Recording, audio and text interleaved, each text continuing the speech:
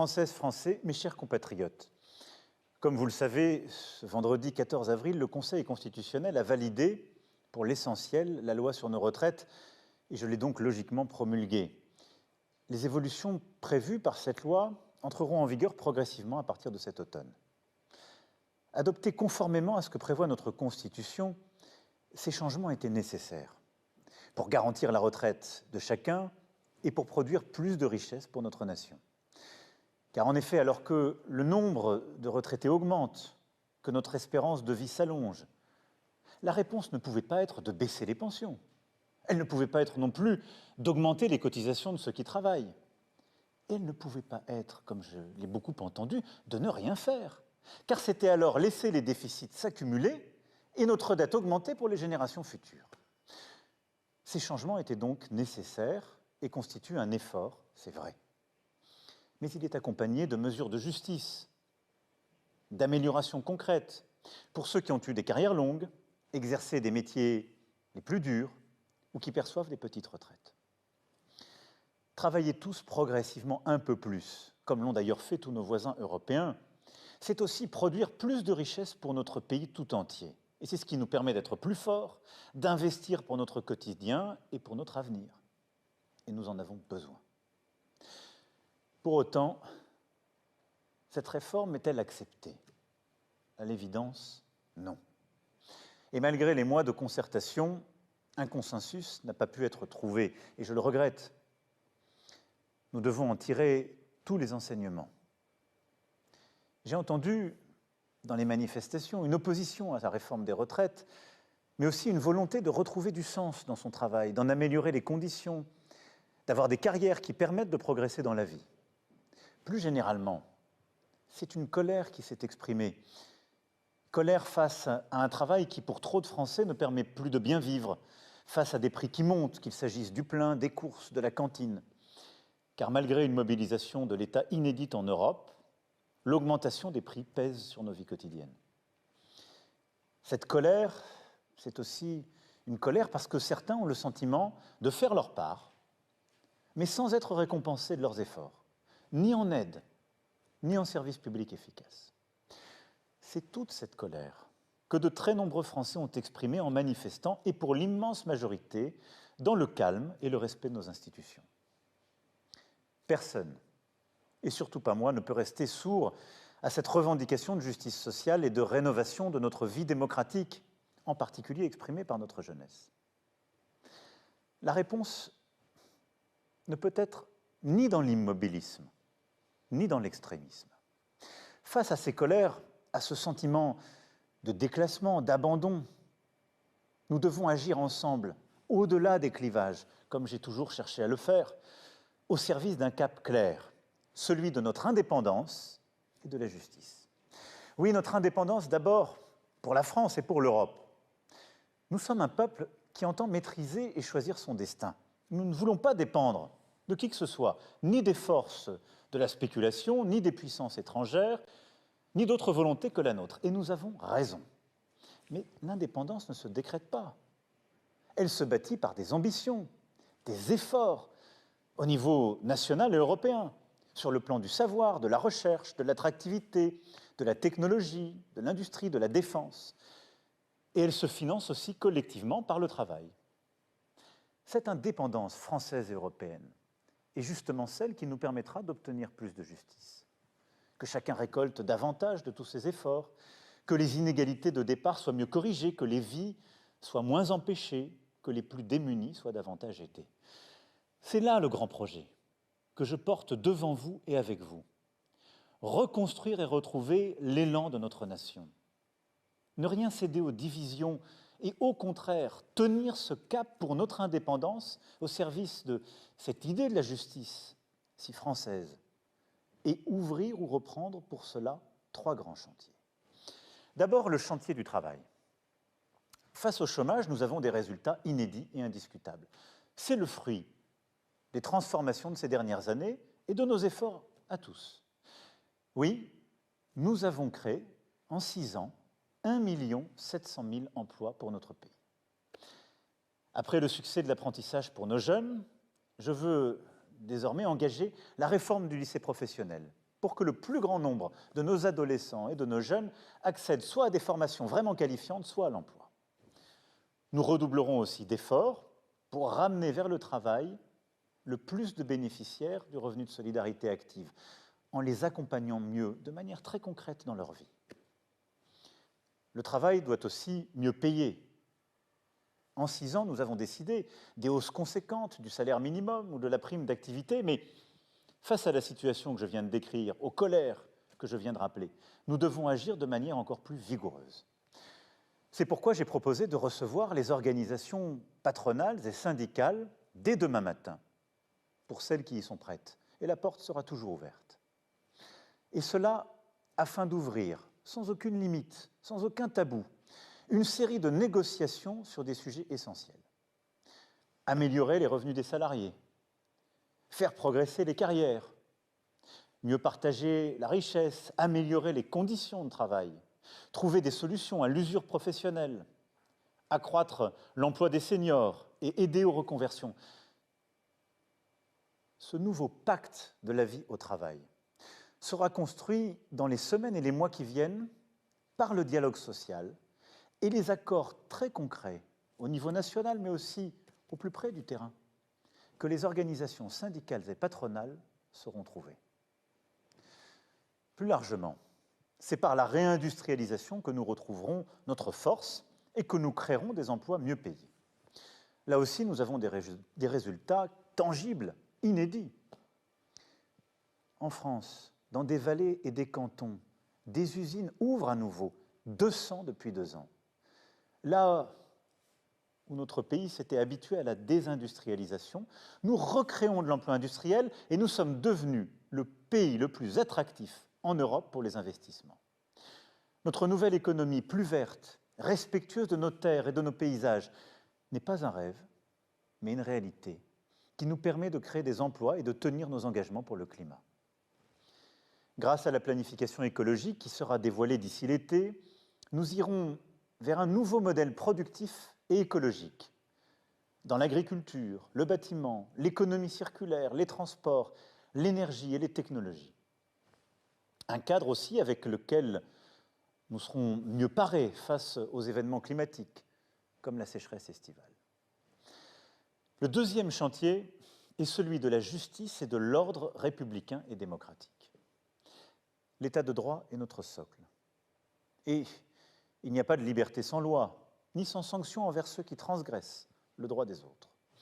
Dans ce but, nous continuerons à recruter plus de 10 000 magistrats et agents, continuerons d'améliorer le fonctionnement de notre justice, et nous sommes en train de créer 200 brigades de gendarmerie dans nos campagnes.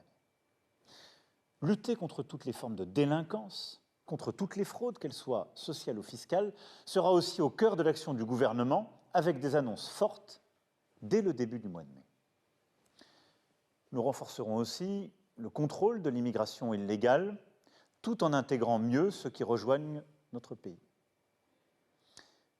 Rénover l'ordre républicain et démocratique signifie également que nous devons lutter contre le sentiment persistant que voter ne serait plus décidé. Je proposais à cet égard, en lien avec la présidente de l'Assemblée nationale, le président du Sénat, le président du Conseil économique, social et environnemental, des grandes pistes pour que le fonctionnement de nos institutions gagne en efficacité, mais aussi en participation citoyenne, comme nous venons d'ailleurs de le faire avec la Convention citoyenne sur la fin de vie. Le troisième chantier, enfin, est celui du progrès. Progrès pour mieux vivre. Je veux que chacun d'entre vous retrouve la certitude que nos enfants pourront bâtir une vie meilleure. Et ce sont nos services publics qui devront porter cette espérance, de la petite enfance au grand âge. Dès lors, l'éducation nationale doit renouer avec l'ambition d'être l'une des meilleures d'Europe. Dès la rentrée, notre école va changer à vue d'œil. Pour les enseignants qui seront mieux rémunérés, pour les élèves qui seront davantage accompagnés en français, en mathématiques, pour leurs devoirs et pratiqueront plus de sport à l'école, pour les parents qui verront le remplacement systématique des enseignants absents. Notre système de santé sera aussi profondément rebâti. Depuis 6 ans, 11 millions de Françaises et de Français ont pu bénéficier du reste à charge zéro pour leurs lunettes, leurs appareils auditifs ou leurs prothèses dentaires. Nous avons mis fin au numerus clausus et nous avons massivement investi dans notre hôpital. Mais il faut des résultats concrets et à court terme. D'ici la fin de cette année, 600 000 patients atteints de maladies chroniques qui n'ont pas de médecin traitant en disposeront. Et d'ici la fin de l'année prochaine, nous devrons avoir désengorgé tous nos services d'urgence. Et pour les quelques 10 millions d'entre vous qui vivez dans les quartiers les plus défavorisés, dans les zones rurales les plus en difficulté, dans nos territoires d'outre-mer, nous trouverons là encore des solutions concrètes pour améliorer la vie quotidienne. Mes chers compatriotes, ensemble, nous avons fait face à l'épidémie, à de nombreuses crises depuis 6 ans, à tant de périls. À chaque fois, j'ai cherché à libérer les énergies, à protéger les plus faibles, à tenir l'unité du pays, avec le seul intérêt de la nation comme guide. C'est le même esprit de responsabilité qui doit nous animer. Au moment où nous avons à relever sans attendre les défis du changement climatique, du vieillissement, des désordres géopolitiques, des révolutions technologiques comme l'intelligence artificielle ou les algorithmes. Je me rappelle, il y a 4 ans, presque jour pour jour, je m'exprimais sous cette forme devant vous. Notre-Dame de Paris venait de brûler. Et je vous disais, dès le lendemain, que nous rebâtirions en 5 ans. Que n'avais-je alors entendu? Et tous les commentateurs nous ont dit « impossible ». Pourquoi ce cap intenable? Eh bien, nous allons le faire. Nous allons le faire parce qu'une décision a été prise, mais surtout parce qu'il y a eu la volonté de chaque jour et la mobilisation de tous. Parce qu'il y a eu des milliers de femmes et d'hommes partout à travers le pays pour œuvrer ensemble et rebâtir.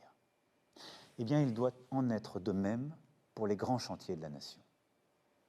Et c'est pourquoi je sollicite toutes les forces d'action et de bonne volonté, nos maires, nos élus, nos forces politiques, nos syndicats, tous ensemble. Je compte mieux les associer en relançant dès le mois de mai des coalitions et alliances nouvelles sur les bases solides du Conseil national de la refondation, au plus près du terrain. Et chacun d'entre vous avait un rôle à jouer. Il nous faut moins de lois, moins de bureaucratie, plus de liberté, d'action, d'expérimentation, de pouvoir d'initiative à l'échelle de nos vies. Oui, c'est cet élan national auquel je crois. Et ces 3 chantiers prioritaires constituent la feuille de route du gouvernement que la Première ministre détaillera dès la semaine prochaine. Ces 3 chantiers doivent nous rassembler les principaux responsables de la nation, et je m'y impliquerai. Et le 14 juillet prochain doit nous permettre de faire un premier bilan. Nous avons devant nous 100 jours d'apaisement, d'unité, d'ambition et d'action au service de la France. C'est notre devoir. Et je vous fais confiance, je nous fais confiance pour y arriver. Vive la République et vive la France. Et vive la France. Voilà donc le discours d'Emmanuel Macron. Pourquoi est-ce que je m'entends en retour? Je ne sais pas pourquoi. Voilà donc en tout cas le discours d'Emmanuel Macron à l'instant. Ça a duré 14 minutes très précisément. Voilà, j'avais pronostiqué un 15 minutes. On n'est pas si loin de...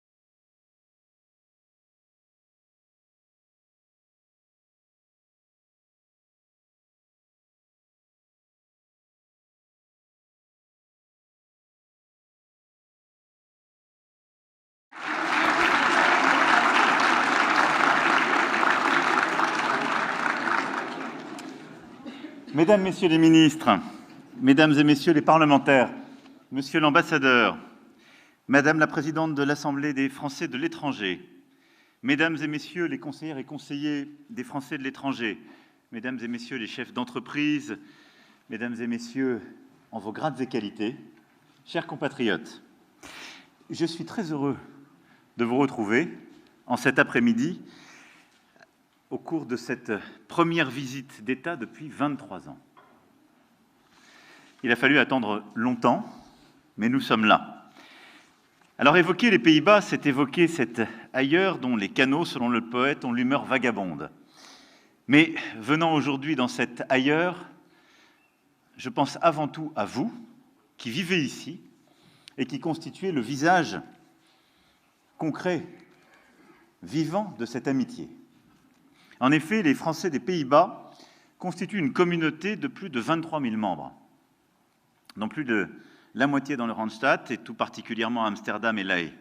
Vous êtes une communauté dynamique, dans tous les domaines, et je voudrais en particulier saluer les 170 volontaires internationaux qui apportent leur jeunesse et leur enthousiasme à cette relation.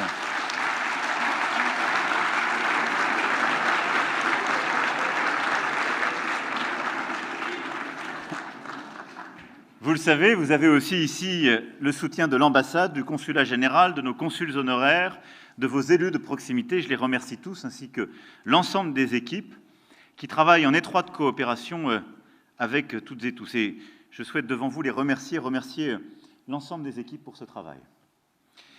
Alors, je sais toutes les difficultés que nos communautés ont eu à vivre à l'étranger. La période de pandémie a été très difficile, même si, je dirais, en Europe, elle a été moins dure que sur d'autres continents. Je sais aussi les besoins parfois urgents et croissants que vous pouvez rencontrer quand on parle de passeport ou de documents d'identité. Je ne sais pas si c'est de nature à vous rassurer, mais ces débats sont les mêmes en France métropolitaine. Les ministres peuvent en témoigner, puisque j'ai sollicité un point au Conseil des ministres il y a peu. Alors, la difficulté s'explique de plusieurs manières, mais il y a d'abord une hausse observée partout, avec plus de 30% de demandes par rapport à la normale. C'est à la fois le rattrapage de la période Covid, où beaucoup devaient faire renouveler leurs papiers et ne l'ont pas fait. C'est aussi le fait qu'on a, et il faut s'en féliciter, une reprise à la hausse du nombre de Français de l'étranger inscrits, mais on a également le fait que la nouvelle carte nationale d'identité fait beaucoup d'émules et qu'il y a plus de demandes que d'habitude. C'est ces ensembles combinés qui font qu'il y a en effet des délais qui sont aujourd'hui peu acceptables. Donc je voulais simplement vous dire que les solutions se déploient. On a une nouvelle application de prise de rendez-vous, l'envoi de passeports par courrier sécurisé, le déploiement du service France consulaire, notamment ici aux Pays-Bas depuis quelques semaines, pour assurer justement une meilleure réponse, et en particulier une réponse téléphonique rapide aux usagers. En tout cas, soyons clairs, l'objectif est bien que les choses redeviennent encore plus normales, si je puis dire, et beaucoup plus simples qu'avant. Ceci étant dit, c'est en quelque sorte le minimum minimorum pour être à la hauteur du caractère déterminant et du rôle que vous jouez dans cette relation entre nos deux pays. Je le disais, vous incarnez notre pays ici, permettez son essor, que vous soyez salarié des entreprises françaises, vous-même entrepreneuses, entrepreneurs, étudiants, volontaires, artistes, fonctionnaires, etc., etc. Les Pays-Bas sont le deuxième pays d'accueil de nos investissements à l'étranger, le troisième investisseur en France. Plus de 1500 filiales françaises employant 137 000 personnes étaient actives ici en 2020, notamment dans les secteurs des transports, point des besoins de citer Air France KLM, perçoit Ben au loin, Transdev, Alstom, Renault, de l'énergie, Engie, Total, Air Liquide, Legrand, Sonepar, Schneider, du traitement des déchets et de l'économie circulaire, Suez, Veolia, ainsi que l'agroalimentaire comme Danone et tant d'autres. L'un des buts de cette visite est justement d'approfondir ces relations économiques, de consolider nos alliances, y compris quand il s'agit de grandes places financières. Euronext est un formidable exemple de nos plateformes européennes et des alliances que nous avons su faire. Mais, je le disais avec des mots empruntés à d'autres, cette relation, et vous l'éprouvez chaque jour, est aussi nouée autour d'autre chose que simplement des intérêts. Elle est tissée d'imaginaire et de mémoire. Entre la France et les Pays-Bas, nous partageons, je l'évoquais encore hier soir lors du dîner d'État, une frontière. Elle n'est pas européenne, elle est caribéenne, entre Saint-Martin et Sainte-Martine, aux Antilles. Mais c'est surtout un long cheminement de cœur et d'esprit en Europe qui nous lie. Pour la France, les Pays-Bas furent un havre, un adversaire ou bien un miroir de civilisation et de tolérance, un refuge pour nos huguenots, un rival, même brièvement une province, et depuis des décennies, un allié fidèle.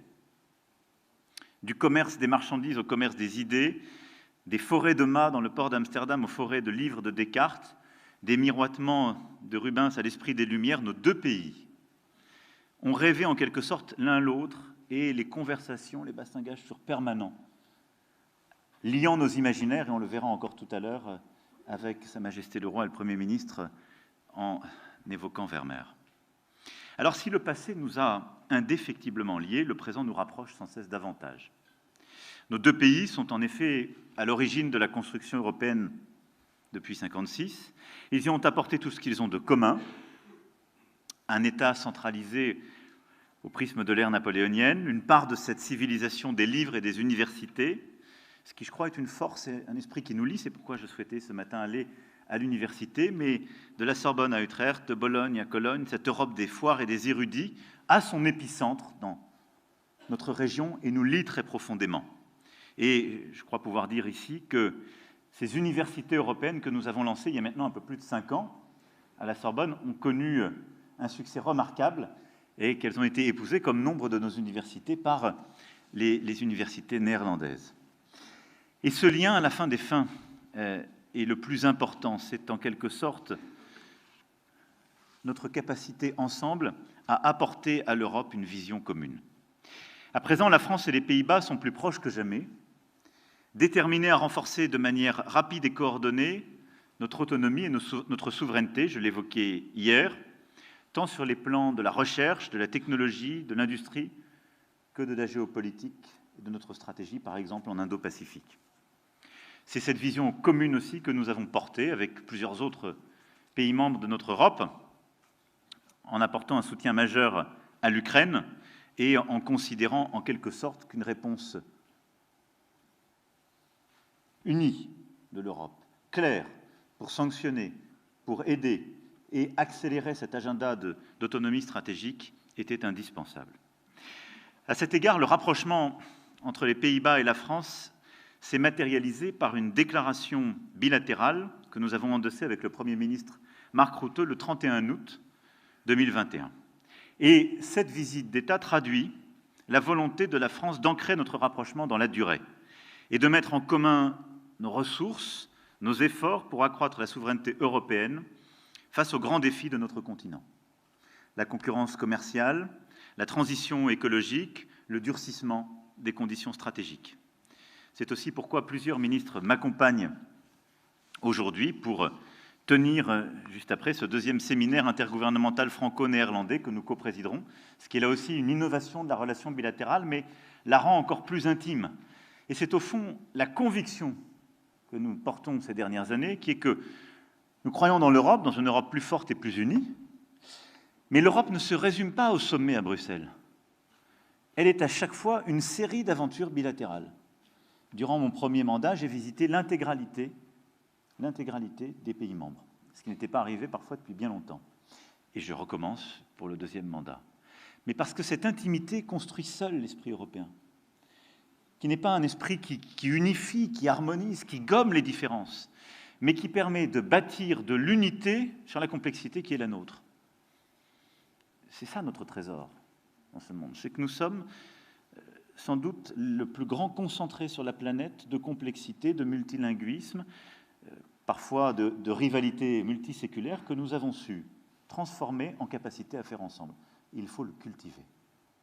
Et nous le voyons d'ailleurs, parce que la relation bilatérale et cette visite, est ce que vous toutes et tous qui êtes ici portez au quotidien, c'est aussi les tensions qui existent dans nos sociétés. Et en effet, nous voyons de part et d'autre combien nous avons à faire face à des angoisses qui vont avec les changements de nos époques. Nous menons aux Pays-Bas comme en France des réformes difficiles qui soulèvent parfois des protestations. Parfois en France, on pense qu'il n'y a que dans notre pays qu'il y en a. Vous qui vivez ici, savez très bien qu'il y en a ici aussi, fortes, profondes. Et quand on change le modèle agricole, quand on bouscule le modèle économique pour faire face, eh bien, soit à l'évolution démographique, au changement technologique, à la légitime lutte contre les dérèglements du climat, il faut accompagner, il faut accepter parfois la controverse, et il faut essayer de bâtir un chemin d'avenir où justement le sens de ces réformes est aussi de construire plus avant notre capacité à maintenir ce qui nous tient en permanence, à construire des chemins d'avenir et à le faire en européen. avec beaucoup de solidarité. Ce contexte de proximité remarquable, c'est celui qui ne peut que faciliter le développement, là aussi, de partenariats industriels et technologiques et ouvrir de nouvelles opportunités. Et je vous remercie toutes et tous de les représenter. Je suis très heureux que le MEDEF soit représenté par son président pour cette visite, ce qui est un signe important, que les plus grandes entreprises françaises soient présentes à travers leurs directeurs généraux et présidents directeurs généraux. C'est un signal très important de cette amitié et de cet engagement. Et nous allons, durant cette visite, et nous avons encore signé beaucoup d'actes très importants. Mais nous ouvrons aussi, je le disais, de nouveaux champs, celui de l'innovation et de la défense. Paris et La Haye se distinguent en Europe par d'ambitieux programmes d'investissement public dans ces sujets-là, et donc nous allons mener de nouveaux investissements en matière de défense, mais également de technologie quantique, thématique qui est au cœur de cette visite d'État, parce que nous voulons être ensemble, justement, des pays d'excellence, et du semi-conducteur au quantique, en passant par l'intelligence artificielle. Nous avons la conviction, et en l'espèce, en lien très étroit avec nos amis allemands, que fonctionner à quelques-uns en européen nous rend plus forts. Et que nous avons su prendre, il y a parfois 4 ans, 5 ans, des stratégies nationales. Mais il faut, pour notre recherche fondamentale, notre recherche appliquée, mais aussi nos entreprises, avoir une stratégie encore plus intégrée et des programmes nous rassemblant. Le pacte pour l'innovation et la croissance durable, qui sera signé aujourd'hui par nos ministres et nos organisations patronales respectives, illustre aussi cette volonté de coopérer dans d'autres secteurs absolument clés, l'énergie, l'aéronautique et le spatial. Et là aussi, ce sont des secteurs qui sont bousculés par les innovations en cours et par la compétition internationale. Et nous avons beau avoir de formidables entreprises, parfois elles sont formidables parce qu'on a su bâtir des partenariats il y a 20 ans ou 25 ans avec d'autres Européens, mais la concurrence est accrue et nos vrais concurrents sont chinois-américains. Leur marché domestique est beaucoup plus grand que le nôtre. Et donc, le marché domestique de nos entreprises doit vraiment être européen, et nos alliances européennes doivent nous permettre de regarder à l'échelle de ce qu'est la vraie compétition, celle de la planète. C'est aussi l'objectif de ce pacte pour l'ensemble de ces solutions qui sont au cœur de la décarbonation et de la compétitivité de nos pays. Parce que ce qui nous lie, je crois aussi, c'est une conviction profonde. C'est que nous ne pouvons pas prendre le cap du siècle qui s'ouvre en considérant qu'on pourrait réduire notre capacité à créer des emplois ou de la richesse. Il faut le faire pour financer des modèles sociaux exigeants, ambitieux, et il faut le faire en décarbonant beaucoup plus vite par l'innovation, par l'investissement. Comme vous le voyez, il nous reste de nouveaux chapitres à écrire pour approfondir et enrichir encore notre relation. Et ces moments de coopération et d'amitié doivent s'écrire tout à la fois en néerlandais et en français. Notre langue a ici le statut de langue voisine, tout comme l'allemand. Et vous, les femmes et les hommes de la communauté française qui vivez aux Pays-Bas, vous êtes aussi nos représentants permanents de la francophonie. Et je porte depuis 2018 ce combat pour entretenir la flamme d'une langue qui recèle en elle, je dirais, un émerveillement universel, riche de tous les accents et traversé par toutes les histoires. Il nous faut donc continuer de développer davantage l'enseignement en français, en entreprenant de nouveaux partenariats pour accroître notre offre éducative. Un nouvel établissement scolaire francophone a ouvert ses portes à Amsterdam en septembre 2022 et il devrait continuer à se développer pour être en mesure d'offrir très prochainement un parcours complet de la maternelle à la terminale. Et en complément du lycée Vincent van Gogh, présent à La Haye et à Amsterdam, voilà de quoi mieux répondre aux besoins des familles françaises, mais aussi des familles internationales qui s'installent aux Pays-Bas. Et c'est une force, et vous voyez, je dirais, c'est une force qui va, pour citer les grands auteurs, et une francophonie qui s'étend. Et par-delà les conflits et la longue épopée de gloire et de drames communs, au fil des guerres et des siècles, c'est bien la culture et cette amitié qui a scellé justement notre alliance, d'où l'importance de cette langue. La culture, nous y retrouverons, je le disais tout à l'heure, nos amis néerlandais en célébrant Vermeer, mais notre histoire est faite de ces liens très profonds, de ces échanges, encore récemment de ces achats communs de tableaux et des fascinations réciproques entre nos auteurs, nos peintres et nos paysages. Et aujourd'hui, fort de notre réseau de 33 alliances françaises aux Pays-Bas, ce qui est le deuxième plus dense d'Europe et le troisième mondial, c'est toute la culture française qui irrigue la vie de nos compatriotes et des Néerlandais. Et je veux ici remercier l'Institut français qui travaille avec de nombreux partenaires néerlandais dans tout le pays et qui va continuer de le faire avec beaucoup d'ambition pour soutenir la mobilité des artistes, d'abord autour de la Villa Van Eyck à Maastricht et d'un nouveau grand programme de résidence appelé Nouveau Grand Tour, ce qui est indispensable pour continuer de resserrer les liens.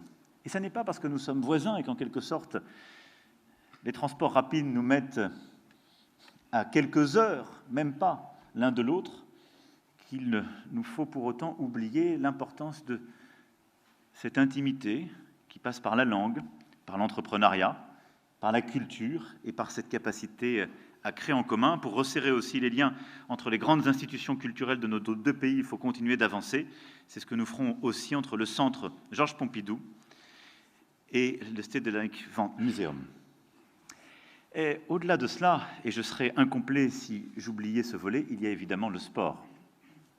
Nous l'évoquions hier avec tout à la fois le Premier ministre et Sa Majesté.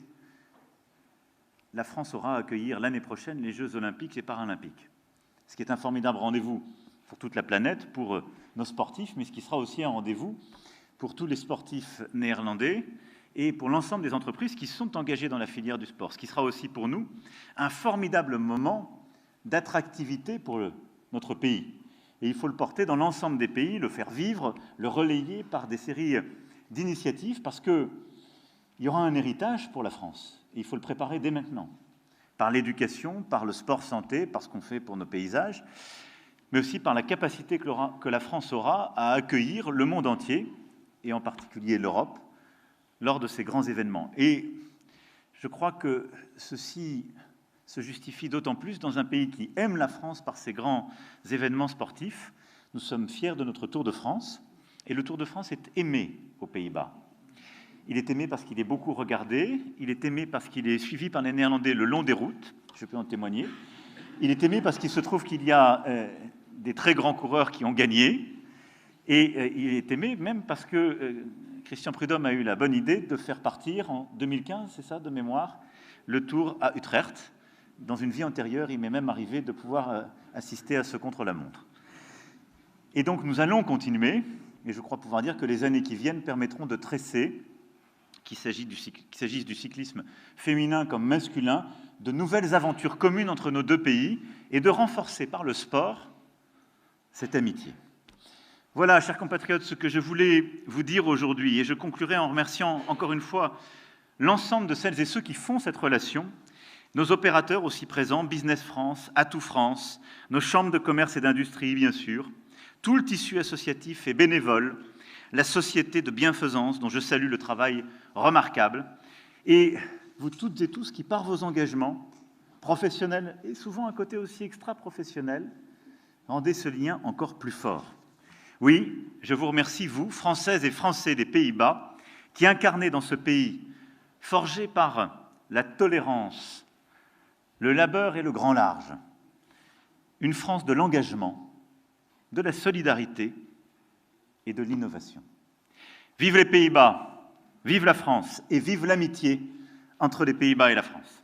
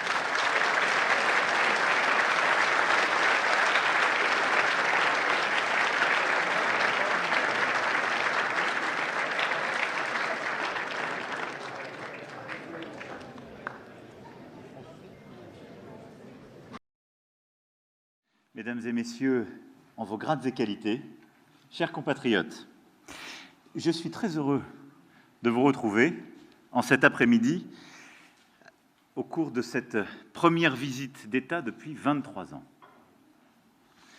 Il a fallu attendre longtemps, mais nous sommes là. Alors évoquer les Pays-Bas, c'est évoquer cet ailleurs dont les canaux, selon le poète, ont l'humeur vagabonde. Mais venant aujourd'hui dans cet ailleurs, je pense avant tout à vous, qui vivez ici et qui constituez le visage concret, vivant de cette amitié. En effet, les Français des Pays-Bas constituent une communauté de plus de 23 000 membres, dont plus de la moitié dans le Randstad et tout particulièrement à Amsterdam et La Haye. Vous êtes une communauté dynamique dans tous les domaines et je voudrais en particulier saluer les 170 volontaires internationaux qui apportent leur jeunesse et leur enthousiasme à cette relation.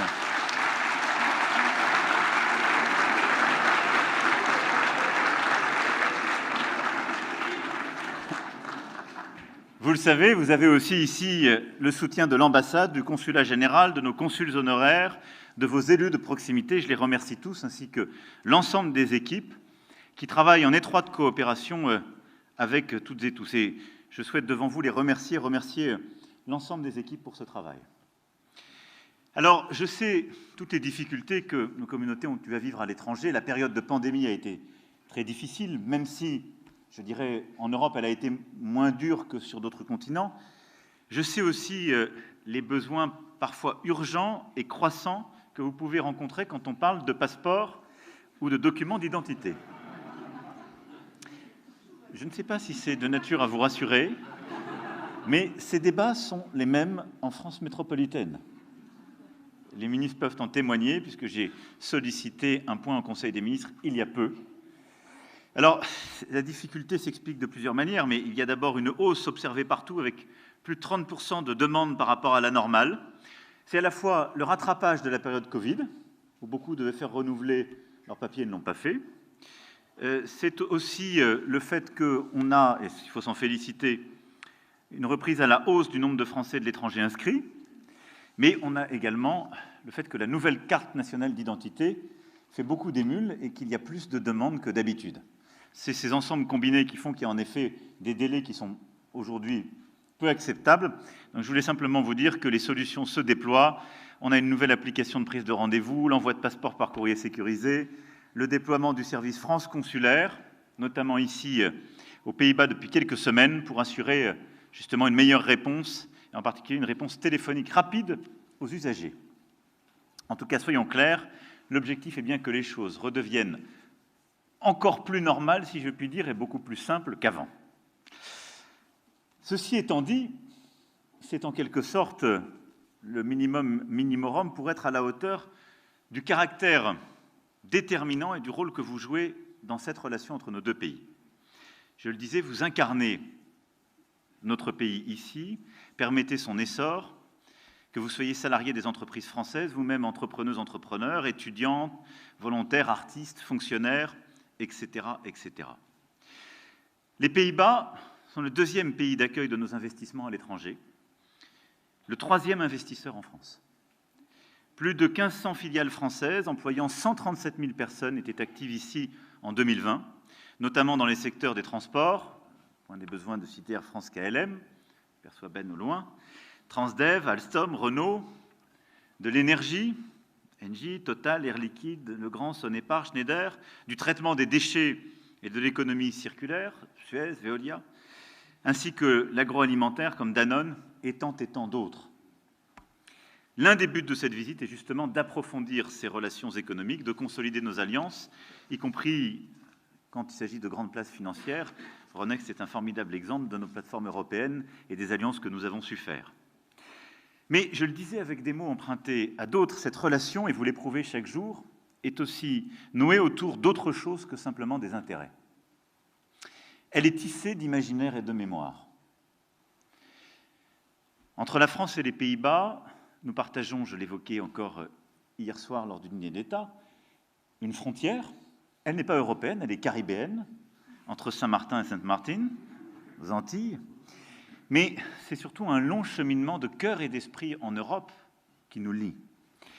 Pour la France, les Pays-Bas furent un havre, un adversaire ou bien un miroir de civilisation et de tolérance, un refuge pour nos huguenots, un rival, même brièvement une province, et depuis des décennies, un allié fidèle.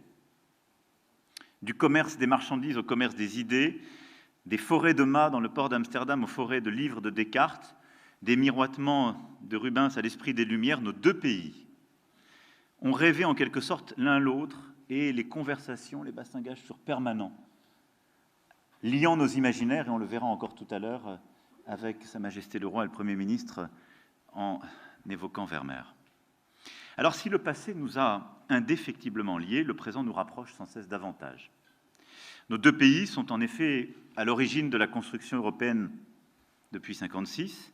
Ils y ont apporté tout ce qu'ils ont de commun, un État centralisé au prisme de l'ère napoléonienne, une part de cette civilisation des livres et des universités, ce qui, je crois, est une force et un esprit qui nous lie. C'est pourquoi je souhaitais ce matin aller à l'université, mais de la Sorbonne à Utrecht, de Bologne à Cologne, cette Europe des foires et des érudits a son épicentre dans notre région et nous lie très profondément. Et je crois pouvoir dire ici que ces universités européennes que nous avons lancées il y a maintenant un peu plus de 5 ans à la Sorbonne ont connu un succès remarquable et qu'elles ont été épousées, comme nombre de nos universités, par les universités néerlandaises. Et ce lien, à la fin des fins, est le plus important. C'est en quelque sorte notre capacité ensemble à apporter à l'Europe une vision commune. À présent, la France et les Pays-Bas sont plus proches que jamais, déterminés à renforcer de manière rapide et coordonnée notre autonomie et notre souveraineté, je l'évoquais hier, tant sur les plans de la recherche, de la technologie, de l'industrie, que de la géopolitique et de notre stratégie, par exemple en Indo-Pacifique. C'est cette vision commune aussi que nous avons portée avec plusieurs autres pays membres de notre Europe, en apportant un soutien majeur à l'Ukraine et en considérant en quelque sorte qu'une réponse unie de l'Europe, claire, pour sanctionner, pour aider et accélérer cet agenda d'autonomie stratégique était indispensable. À cet égard, le rapprochement entre les Pays-Bas et la France s'est matérialisé par une déclaration bilatérale que nous avons endossée avec le Premier ministre Mark Rutte le 31 août 2021. Et cette visite d'État traduit la volonté de la France d'ancrer notre rapprochement dans la durée et de mettre en commun nos ressources, nos efforts pour accroître la souveraineté européenne face aux grands défis de notre continent. La concurrence commerciale, la transition écologique, le durcissement des conditions stratégiques. C'est aussi pourquoi plusieurs ministres m'accompagnent aujourd'hui pour tenir, juste après, ce deuxième séminaire intergouvernemental franco-néerlandais que nous coprésiderons, ce qui est là aussi une innovation de la relation bilatérale, mais la rend encore plus intime. Et c'est au fond la conviction que nous portons ces dernières années, qui est que nous croyons dans l'Europe, dans une Europe plus forte et plus unie, mais l'Europe ne se résume pas au sommet à Bruxelles. Elle est à chaque fois une série d'aventures bilatérales. Durant mon premier mandat, j'ai visité l'intégralité des pays membres, ce qui n'était pas arrivé parfois depuis bien longtemps. Et je recommence pour le deuxième mandat. Mais parce que cette intimité construit seule l'esprit européen, qui n'est pas un esprit qui unifie, qui harmonise, qui gomme les différences, mais qui permet de bâtir de l'unité sur la complexité qui est la nôtre. C'est ça notre trésor dans ce monde, c'est que nous sommes sans doute le plus grand concentré sur la planète de complexité, de multilinguisme, parfois de rivalité multiséculaire que nous avons su transformer en capacité à faire ensemble. Il faut le cultiver. Et nous le voyons d'ailleurs, parce que la relation bilatérale et cette visite, est ce que vous toutes et tous qui êtes ici portez au quotidien, c'est aussi les tensions qui existent dans nos sociétés. Et en effet, nous voyons de part et d'autre combien nous avons à faire face à des angoisses qui vont avec les changements de nos époques. Nous menons aux Pays-Bas comme en France des réformes difficiles qui soulèvent parfois des protestations. Parfois en France, on pense qu'il n'y a que dans notre pays qu'il y en a. Vous qui vivez ici, savez très bien qu'il y en a ici aussi, fortes, profondes. Et quand on change le modèle agricole, quand on bouscule le modèle économique pour faire face eh bien, soit à l'évolution démographique, au changement technologique, à la légitime lutte contre les dérèglements du climat. Il faut accompagner, il faut accepter parfois la controverse, et il faut essayer de bâtir un chemin d'avenir où, justement, le sens de ces réformes est aussi de construire plus avant notre capacité à maintenir ce qui nous tient en permanence, à construire des chemins d'avenir et à le faire en européen, avec beaucoup de solidarité. Ce contexte de proximité remarquable, c'est celui qui ne peut que faciliter le développement, là aussi, de partenariats industriels et technologiques et ouvrir de nouvelles opportunités. Et je vous remercie toutes et tous de les représenter. Je suis très heureux que le MEDEF soit représenté par son président pour cette visite, ce qui est un signe important, que les plus grandes entreprises françaises soient présentes à travers leurs directeurs généraux et présidents directeurs généraux. C'est un signal très important de cette amitié et de cet engagement.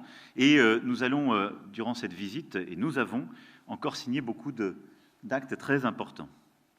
Mais nous ouvrons aussi, je le disais, de nouveaux champs, celui de l'innovation et de la défense. Paris et La Haye se distinguent en Europe par d'ambitieux programmes d'investissement public dans ces sujets-là, et donc nous allons mener de nouveaux investissements en matière de défense, mais également de technologie quantique, thématique qui est au cœur de cette visite d'État, parce que nous voulons être ensemble, justement, des pays d'excellence, et du semi-conducteur au quantique, en passant par l'intelligence artificielle. Nous avons la conviction, et en l'espèce en lien très étroit avec nos amis allemands, que fonctionner à quelques-uns en européen nous rend plus forts. Et que nous avons su prendre, il y a parfois 4 ans, 5 ans, des stratégies nationales. Mais il faut, pour notre recherche fondamentale, notre recherche appliquée, mais aussi nos entreprises, avoir une stratégie encore plus intégrée et des programmes nous rassemblant. Le pacte pour l'innovation et la croissance durable, qui sera signé aujourd'hui par nos ministres et nos organisations patronales respectives, illustre aussi cette volonté de coopérer dans d'autres secteurs absolument clés, l'énergie, l'aéronautique et le spatial. Et là aussi, ce sont des secteurs qui sont bousculés par les innovations en cours et par la compétition internationale. Et nous avons beau avoir de formidables entreprises, parfois elles sont formidables parce qu'on a su bâtir des partenariats il y a 20 ans ou 25 ans avec d'autres Européens, mais la concurrence est accrue et nos vrais concurrents sont chinois-américains. Leur marché domestique est beaucoup plus grand que le nôtre. Et donc, le marché domestique de nos entreprises doit vraiment être européen, et nos alliances européennes doivent nous permettre de regarder à l'échelle de ce qu'est la vraie compétition, celle de la planète. C'est aussi l'objectif de ce pacte pour l'ensemble de ces solutions qui sont au cœur de la décarbonation et de la compétitivité de nos pays. Parce que ce qui nous lie, je crois aussi, c'est une conviction profonde. C'est que nous ne pouvons pas prendre le cap du siècle qui s'ouvre en considérant qu'on pourrait réduire notre capacité à créer des emplois ou de la richesse. Il faut le faire pour financer des modèles sociaux exigeants, ambitieux, et il faut le faire en décarbonant beaucoup plus vite par l'innovation, par l'investissement. Comme vous le voyez, il nous reste de nouveaux chapitres à écrire pour approfondir et enrichir encore notre relation. Et ces moments de coopération et d'amitié doivent s'écrire tout à la fois en néerlandais et en français. Notre langue a ici le statut de langue voisine, tout comme l'allemand. Et vous, les femmes et les hommes de la communauté française qui vivez aux Pays-Bas, vous êtes aussi nos représentants permanents de la francophonie. Et je porte depuis 2018 ce combat pour entretenir la flamme d'une langue qui recèle en elle, je dirais, un émerveillement universel, riche de tous les accents et traversé par toutes les histoires. Il nous faut donc continuer de développer davantage l'enseignement en français, en entreprenant de nouveaux partenariats pour accroître notre offre éducative. Un nouvel établissement scolaire francophone a ouvert ses portes à Amsterdam en septembre 2022 et il devrait continuer à se développer pour être en mesure d'offrir très prochainement un parcours complet de la maternelle à la terminale. Et en complément du lycée Vincent van Gogh, présent à La Haye et à Amsterdam, voilà de quoi mieux répondre aux besoins des familles françaises, mais aussi des familles internationales qui s'installent aux Pays-Bas. Et c'est une force, et vous voyez, je dirais, c'est une force qui va, pour citer les grands auteurs, et une francophonie qui s'étend. Et par-delà les conflits et la longue épopée de gloire et de drames communs, au fil des guerres et des siècles, c'est bien la culture et cette amitié qui a scellé justement notre alliance, d'où l'importance de cette langue. La culture, nous y retrouverons, je le disais tout à l'heure, nos amis néerlandais en célébrant Vermeer, Mais notre histoire est faite de ces liens très profonds, de ces échanges, encore récemment de ces achats communs de tableaux et des fascinations réciproques entre nos auteurs, nos peintres et nos paysages. Et aujourd'hui, fort de notre réseau de 33 alliances françaises aux Pays-Bas, ce qui est le deuxième plus dense d'Europe et le troisième mondial, c'est toute la culture française qui irrigue la vie de nos compatriotes et des Néerlandais.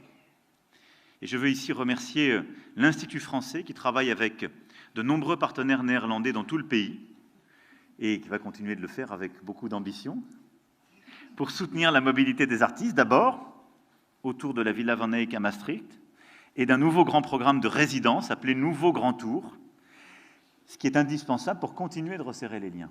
Et ce n'est pas parce que nous sommes voisins et qu'en quelque sorte les transports rapides nous mettent à quelques heures, même pas l'un de l'autre, qu'il nous faut pour autant oublier l'importance de cette intimité qui passe par la langue, par l'entrepreneuriat, par la culture et par cette capacité à créer en commun pour resserrer aussi les liens entre les grandes institutions culturelles de nos deux pays. Il faut continuer d'avancer.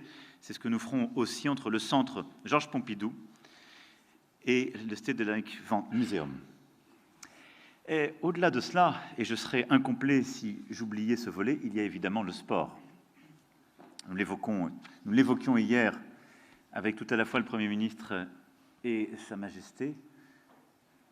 La France aura à accueillir l'année prochaine les Jeux olympiques et paralympiques, ce qui est un formidable rendez-vous pour toute la planète, pour nos sportifs, mais ce qui sera aussi un rendez-vous pour tous les sportifs néerlandais et pour l'ensemble des entreprises qui sont engagées dans la filière du sport, ce qui sera aussi pour nous un formidable moment d'attractivité pour notre pays.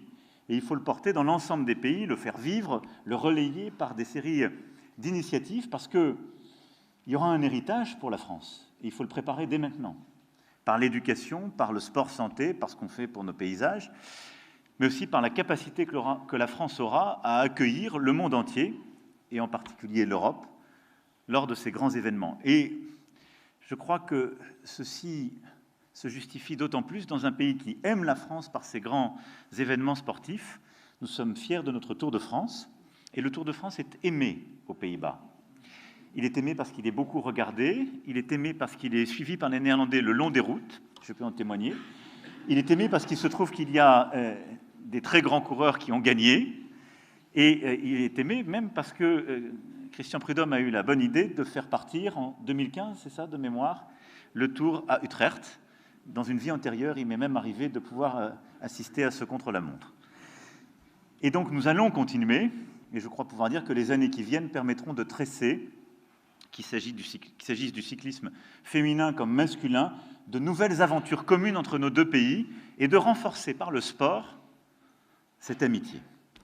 Voilà, chers compatriotes, ce que je voulais vous dire aujourd'hui, et je conclurai en remerciant encore une fois l'ensemble de celles et ceux qui font cette relation, nos opérateurs aussi présents, Business France, Atout France, nos chambres de commerce et d'industrie, bien sûr, tout le tissu associatif et bénévole, la société de bienfaisance dont je salue le travail remarquable, et vous toutes et tous qui, par vos engagements professionnels et souvent un côté aussi extra-professionnel, rendez ce lien encore plus fort.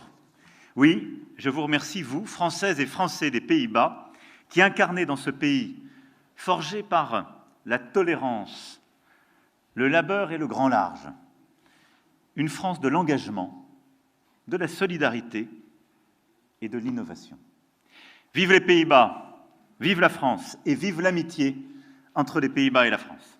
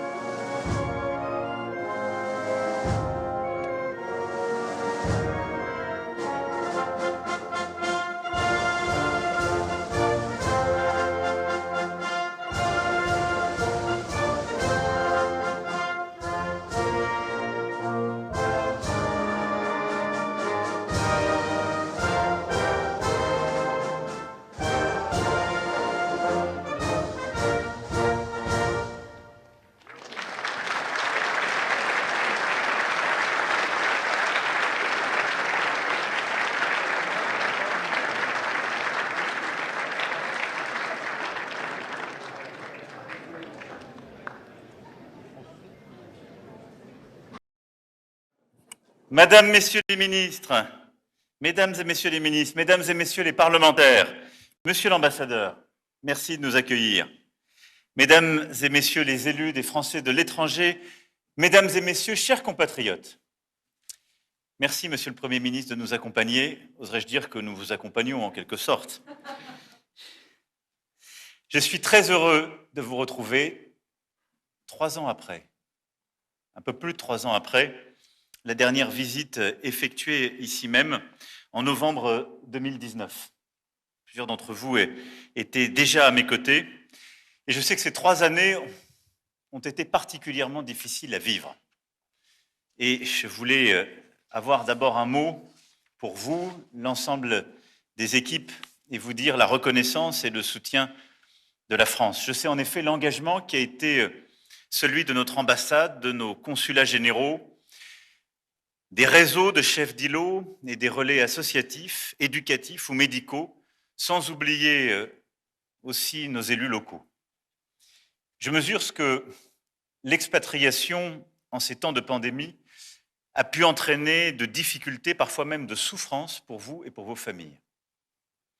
Alors permettez-moi de saluer plus particulièrement le dévouement du personnel médical et soignant, ici même à l'ambassade, le sens du devoir de la direction des écoles françaises et des professeurs, l'esprit de résistance des familles et bien sûr des élèves qui ont permis de traverser cette crise. L'ensemble de la communauté française en Chine a fait montre d'un courage remarquable. À Shanghai, où nos compatriotes ont connu un confinement, je le sais, particulièrement strict et long, particulier au printemps dernier, mais aussi à Wuhan, Shenzhen, Canton, Hong Kong, Chengdu, Shenyang et dans tant d'autres endroits. La solidarité dont vous avez su faire preuve durant cette période a forcé notre admiration et je veux ici vraiment remercier toutes celles et ceux qui ont traversé cette période si difficile avec le sens des responsabilités, beaucoup de sacrifices pour continuer d'être là. Vous êtes désormais un peu plus de 22 000 à explorer cette relation et cet autre pôle de l'expérience humaine dont parlait Simon Leys, et répartis à parts égales entre Chine continentale et Hong Kong, c'est une communauté moins nombreuse qu'avant la pandémie, mais soudée et qui continue, je le sais, à accompagner nombre de projets. Et je compte sur vous pour accompagner toutes celles et ceux qui, dans les mois, les années à venir, viendront continuer de nourrir cette relation. Les temps, nous le savons, sont exigeants, mais nous avons ici d'indéniables atouts et la volonté de relancer un partenariat stratégique et global avec la Chine. Je voulais commencer par ces mots pour vous, parce que je sais combien ces années ont été dures, et je n'aurais pas l'opportunité, en quelque sorte, de parler de l'avenir si vous n'aviez pas résisté dans cette période.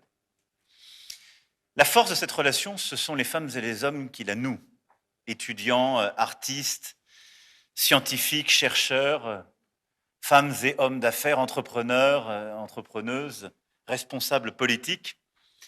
Et cette relation bilatérale, nous avons à en écrire la suite dans des temps particulièrement difficiles. Alors je voulais aussi vous dire quelques mots de ce voyage et des objectifs que nous poursuivons. En effet, je veux saisir l'occasion de cette première prise de parole pour partager en quelque sorte les grandes lignes de nos objectifs. De plus en plus, nous entendons les voix s'élever pour exprimer une forte inquiétude sur l'avenir des relations entre l'Occident et la Chine, et en quelque sorte conclure à une forme d'irrésistible engrenage de tensions croissantes. Et si nous ne faisions que lire en quelque sorte les commentaires, tout est déjà écrit, nous n'avons pas le choix, le découplage est déjà à l'œuvre et la question est simplement celle de son rythme, de son intensité, et nous n'aurions qu'à assister à la scène. Je ne crois pas, en tout cas je ne veux pas croire à ce scénario. En effet, il va absolument sans dire que nous ne partageons pas le système politique de la Chine. Il existe même une rivalité que nous assumons pleinement avec l'Union européenne. Mais nous savons aussi que nous avons des grands sujets internationaux sur lesquels il nous faut engager. Nous avons des relations humaines un peu particulières. Et au fond, cette page singulière que la France a su ouvrir avec la Chine, elle est pluriséculaire, mais elle s'est réaffirmée ces dernières décennies nous oblige. Et cette page d'histoire plus contemporaine, ouverte dès 1964 avec le général de Gaulle, sous prétexte justement que la situation internationale était devenue plus instable, nous ne devons pas, en quelque sorte, la renier. Et ça n'est pas au moment, pour le citer, le poids de l'évidence et celui de la raison ont effectivement grandi, que nous devons nous désengager, nous recroqueviller sur nous-mêmes ou accepter en quelque sorte une logique de bloc à bloc. J'entends déjà les commentaires, ça ne veut pas dire qu'il y aurait une forme d'équidistance ou un système d'équivalence qu'on mettrait entre les blocs l'un l'autre, mais simplement la lucidité qui consiste à regarder ce que nous avons à faire dans cette conversation en quelque sorte avec le reste du monde. Et la Chine y a une place toute particulière pour nous. Nourrie par notre histoire intellectuelle, artistique, scientifique, industrielle, géopolitique, et nourrie aussi par ce que la Chine représente aujourd'hui. La Chine produit désormais autant de richesses chaque année que l'ensemble des États de l'Union européenne. Elle est le premier partenaire commercial de plus de 60 pays dans le monde, le premier consommateur de charbon aussi, le premier créancier des pays les plus vulnérables, l'une des principales puissances militaires. Et cette accumulation de puissance a évidemment transformé ce pays, et pour beaucoup d'entre vous qui avez la profondeur historique, vous l'avez vu changer, y compris dans sa conscience de lui-même, durant ces 15-20 dernières années, résolument. Les dirigeants chinois assument pleinement désormais ce nouvel équilibre de force. Et leur relation à l'économie, une forme d'hégémonie, à ces équilibres internationaux, à la puissance, ne sont plus les mêmes. Mais c'est précisément dans cette période que je crois que ce dialogue contemporain que nous avons su nouer, sur la base justement d'une histoire pluriséculaire, a du sens. Dès le début de mon premier mandat et mes visites en 2018 et 2019, j'avais acté cet engagement sans naïveté aucune et avec beaucoup d'humilité, et la place que notre pays peut avoir, celui de porter cette relation singulière, d'être une voix qui unit l'Europe, ce que nous avons fait dès 2019, où lors de la visite d'État du président chinois, nous avons associé la chancelière Merkel et le président Juncker autour de la table, assumant en quelque sorte de consolider un dialogue sino-européen et essayant de défendre des valeurs universelles qui constituent le cœur de notre identité dans un dialogue respectueux.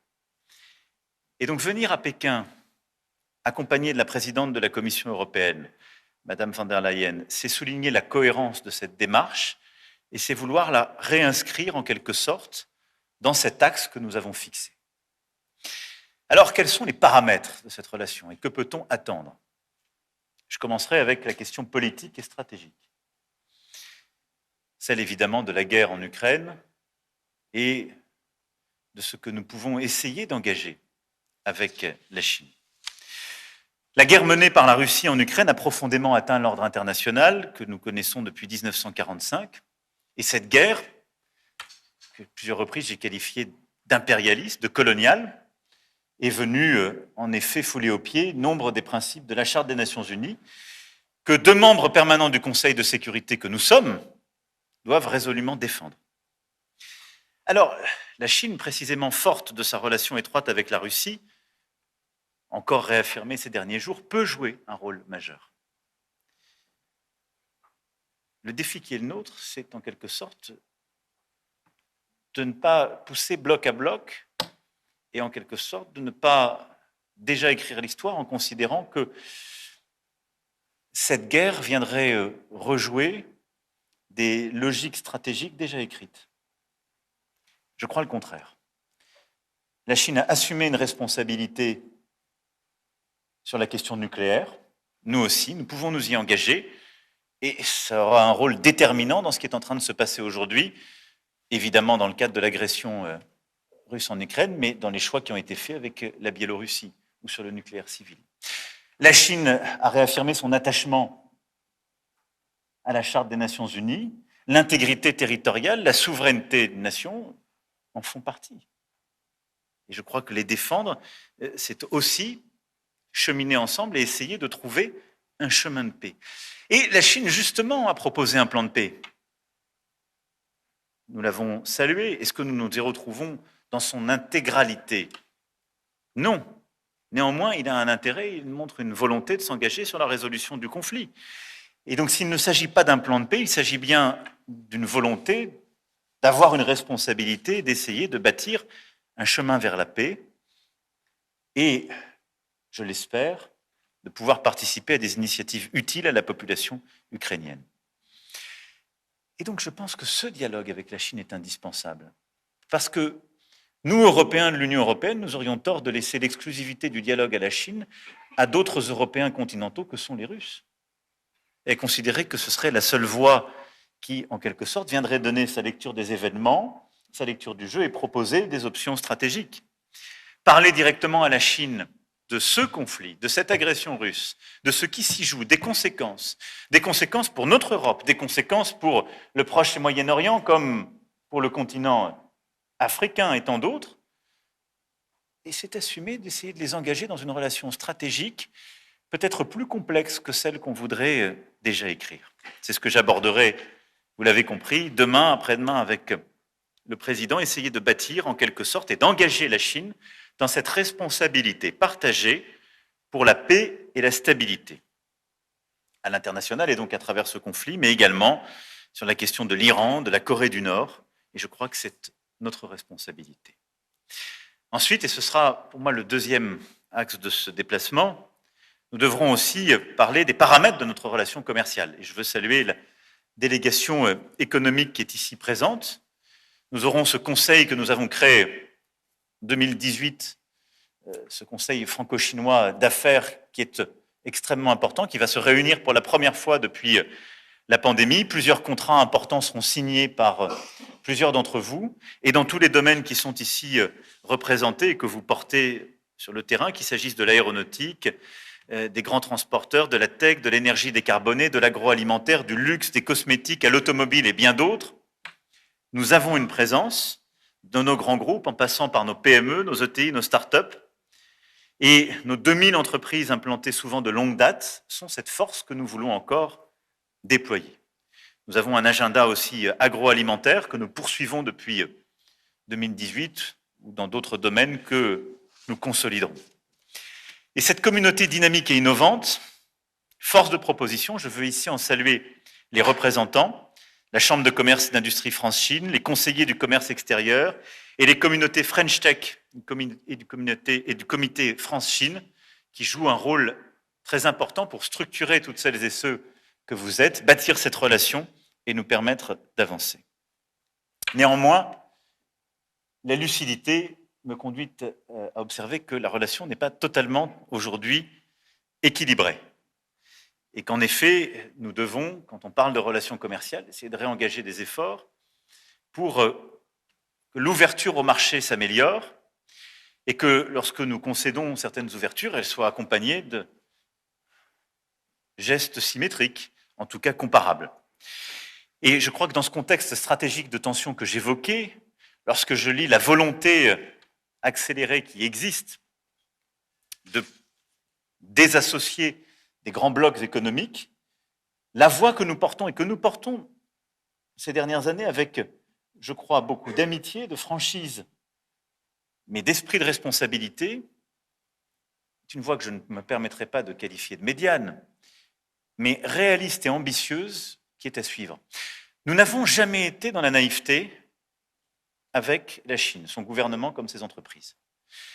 Il y a 5 ans, quand je suis venu, j'ai expliqué que pour moi, sur certaines composantes de télécommunications, c'était un sujet de sécurité nationale. Et d'ailleurs, la Chine pouvait bien le comprendre, elle qui faisait la même chose quand il s'agissait de son économie. Mais quand on le dit respectueusement, plutôt d'abord en tête-à-tête avant de le clamer, quand on n'en fait pas des débats d'affrontements publics et télévisés, et qu'on est respectueux, je crois qu'on est entendu. Et nous avons pu être un des pays les plus rigoureux le plus tôt sur la télécommunication, tout en obtenant des ouvertures sur l'agroalimentaire. Je crois que c'est ce chemin qu'il nous faut poursuivre, d'une exigence ambitieuse. Donc il ne faut pas de naïveté, c'est ce que notre Union européenne, je m'en félicite, actant cette démarche de souveraineté européenne que j'ai défendue il y a 5 ans, bâtit des instruments de défense commerciale qui sont nécessaires à notre crédibilité, mais doit aussi s'engager avec volontarisme pour continuer d'avoir une relation commerciale avec la Chine. Et donc, il nous faut en quelque sorte dérisquer nos économies, ne jamais dépendre totalement. Et d'ailleurs, c'est ce que la Chine veut pour elle-même quand elle regarde l'Europe ou les États-Unis. Mais il ne faut pas nous désassocier et nous séparer dans une logique qui, en quelque sorte, viserait à penser que nous avons vocation à terme à ne plus rien faire ensemble, ce qui serait, à mes yeux, une erreur funeste. Et donc, crédibilité, défense de nos intérêts, mais engagement dans des grands projets économiques communs, dans l'ouverture de l'agroalimentaire, en passant par la consolidation de tous les grands marchés que vous défendez et où des parts de marché considérables pour vos groupes ou vos entreprises sont représentées ici en Chine, avec une plus grande réciprocité de nos échanges. C'est cette approche, je le crois, exigeante, ambitieuse et lucide que je veux ici défendre. Mais il y a du chemin parce que nous le voyons, nous pouvons être aussi pris dans cette logique de bloc à bloc. Et ce qui veut dire que nous, Européens, si nous voulons que ce chemin soit possible, nous devons aller beaucoup plus loin sur celui de notre autonomie stratégique. Et donc une Europe qui doit assumer que lorsqu'elle prend des choix, elle ne dépend pas de l'extraterritorialité des choix pris par d'autres, et qu'elle peut assumer un chemin qui est le sien. Et puis le troisième objectif, c'est de réengager sur un cadre commun d'action sur les grands sujets internationaux. En 2019, nous avions engagé, je vous lisais beaucoup de commentaires sceptiques à l'époque, sur la question de la biodiversité avec la Chine, préparant les COP qui étaient à venir. Ce que nous avons consolidé en 2019 a produit des effets. Jusqu'à la COP biodiversité, il y a quelques mois à Montréal, et encore sur les négociations sur la haute mer, dite BBNJ, où nous avons eu des résultats par ce travail diplomatique commun que nous avons engagé. Et je crois qu'il y a là la possibilité de faire ensemble, et que c'est même une condition de crédibilité de notre action internationale. Parce que quand vous parlez à une économie aussi puissante, qui est, comme je le disais, le premier consommateur de charbon, qui a dit qu'elle atteindrait son pic en 2030 et qui, je le pense, je le crois, peut faire beaucoup mieux, et qui donc structure les émissions de la planète sur les années à venir. Quand vous parlez à une grande puissance en termes de biodiversité, quand vous parlez à une très grande puissance, là aussi en termes d'intelligence artificielle, de quantique ou de numérique, eh bien la régulation de ces biens communs passe par un travail partenarial avec la Chine. Et donc, de la lutte contre le changement climatique et ses effets à la protection de la biodiversité, nous avons réussi des avancées. Je souhaite que nous continuions à les engager. La France organisera une conférence sur les océans à Nice en 2025 et je souhaite engager pleinement la Chine dans ses efforts. Sur la sécurité alimentaire, nous devons aussi travailler ensemble. Et en juin prochain, nous aurons un sommet très important pour rebâtir le nouveau pacte financier mondial et définir justement les termes financiers de la solidarité internationale, qu'il s'agisse des questions de dette, qu'il s'agisse de la mobilisation de la Banque mondiale, du FMI, pour lutter tout à la fois contre les inégalités et les conséquences du dérèglement climatique. Nous avons besoin de l'engagement de la Chine sur cette question. Et c'est ce que je tâcherai ici de bâtir et ce dont je tâcherai de convaincre les dirigeants chinois. Vous le voyez, la relation n'est pas simplement bilatérale, elle se construit aussi au niveau européen, comme je le disais, c'est tout l'enjeu de la présence de la présidente de la Commission, mais elle se bâtit aussi sur ces grands sujets internationaux. Et puis nous aurons l'occasion, durant ce déplacement, juste après ce rendez-vous, en allant avec les artistes et nos dirigeants d'instituts culturels, avoir un moment justement important en matière de culture, et puis à Canton, après-demain, dans ce qui est l'un des poumons à la fois économiques et culturels du pays, de consolider cette politique de rayonnement, cette politique de culture et ces échanges croisés. Et je crois que c'est un des éléments clés de notre relation. La force des liens humains. Beaucoup d'entre vous, d'un côté et de l'autre, les font vivre et se nourrissent de cette fascination réciproque, et je la crois encore vraie, entre la Chine et la France. Elle a éprouvé nombre de métamorphoses, Mais ces liens humains qui se nourrissent tout à la fois de culture, de création, de science et de commerce, ce sont ceux qui existent entre deux vieux pays qui ont le goût de l'audace, un rapport à l'universel constant et pour lesquels, en quelque sorte, il y a un dialogue qui n'a pas à s'interrompre, bien au contraire. Et donc, je serai heureux tout à l'heure de pouvoir justement avancer sur ce chemin, ces croisements, et à Canton poursuivre ce travail et cette rencontre profondément personnelle qui existe entre le peuple chinois et le peuple français. Ces croisements ont donné leur nom au festival que j'aurai le plaisir d'inaugurer ce soir et qui célèbre chaque année depuis 20 ans la vitalité de la culture française en Chine et l'inspiration jumelle de nos artistes. Et je souhaite que d'ailleurs ce chemin se poursuive et les décisions récentes de la Chine de permettre aux Chinois de visiter à nouveau la France et de reprendre la délivrance des visas aux touristes est absolument essentielle. Nos établissements culturels le savent, notre gastronomie l'attend et nos artistes le veulent. Et c'est d'autant plus essentiel que nous avons en 2023 à faire repartir la vitalité de ces liens, parce que 2024 est à préparer avec beaucoup de force. Ce sera évidemment l'année des Jeux Olympiques et des Jeux Paralympiques, ce sera également l'année du tourisme culturel franco-chinois et l'année du 60e anniversaire de nos relations diplomatiques. Et donc 2024 doit être un rendez-vous extrêmement important dans cette relation. Et je souhaite que nos amis chinois aient encore et toujours davantage envie de visiter notre pays, nos paysages, notre culture, notre gastronomie qui les attend. Voilà, en ce début de visite et avec le bonheur de vous retrouver, les quelques mots que je voulais partager avec vous. Des remerciements et des encouragements, et surtout la perspective offerte par cette visite, cette première visite en sortie de pandémie en Chine, et vous dire la volonté qui est la mienne, celle du gouvernement de la France, de poursuivre avec beaucoup de détermination sur le plan bilatéral, mais aussi avec notre Europe et pour les grands sujets internationaux qui sont les nôtres, ce dialogue indispensable avec la Chine. Et ce dialogue, c'est vous qui le faites vivre, chaque jour, par votre engagement, votre travail et votre action. Et de cela, soyez infiniment remerciés. Vive la République et vive la France!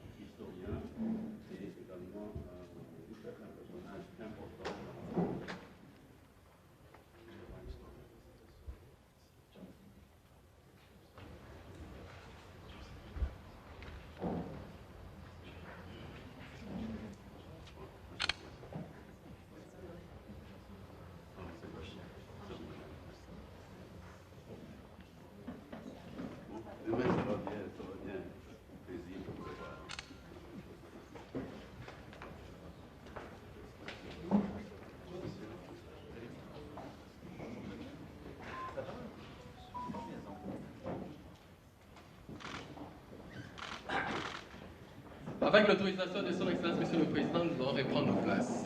Mesdames et Messieurs, l'actualité est dense dans notre pays, comme vous le savez.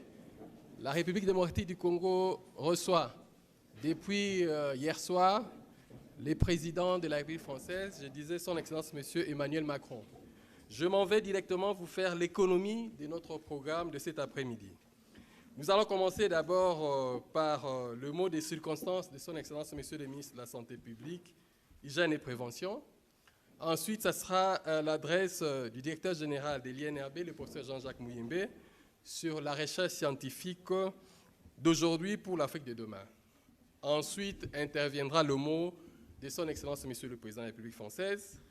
Et juste après, il y aura la signature du protocole, du convention, voulais-je dire, du projet PRISM. Mesdames et Messieurs, sans plus tarder, j'invite son Excellence Monsieur le Ministre de la Santé publique pour son mot. Excellence.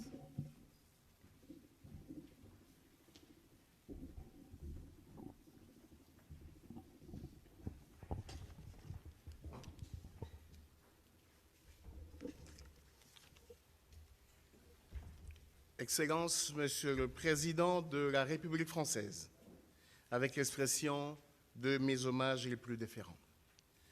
Excellence, Monsieur le ministre de la Recherche scientifique et Innovation, Monsieur le directeur général du CDC Africa, Messieurs les ambassadeurs de la France, Japon, Belgique et de l'Union africaine en RDC, Mesdames et Messieurs les représentants et délégués des agences du système des Nations Unies en RDC, Monsieur le secrétaire général de la Santé publique, Hygiène et Prévention, Monsieur le directeur général de l'Institut national de recherche biomédicale, en sigle INRB, Mesdames et Messieurs les directeurs centraux et des programmes spécialisés du ministère de la Santé publique, Hygiène et Prévention, Mesdames et Messieurs, en vos titres et qualités respectifs. Le 4 décembre 1984, le président François Mitterrand inaugurait l'Institut national de recherche biomédicale, INRB en sigle, fruit de la coopération scientifique entre nos deux pays.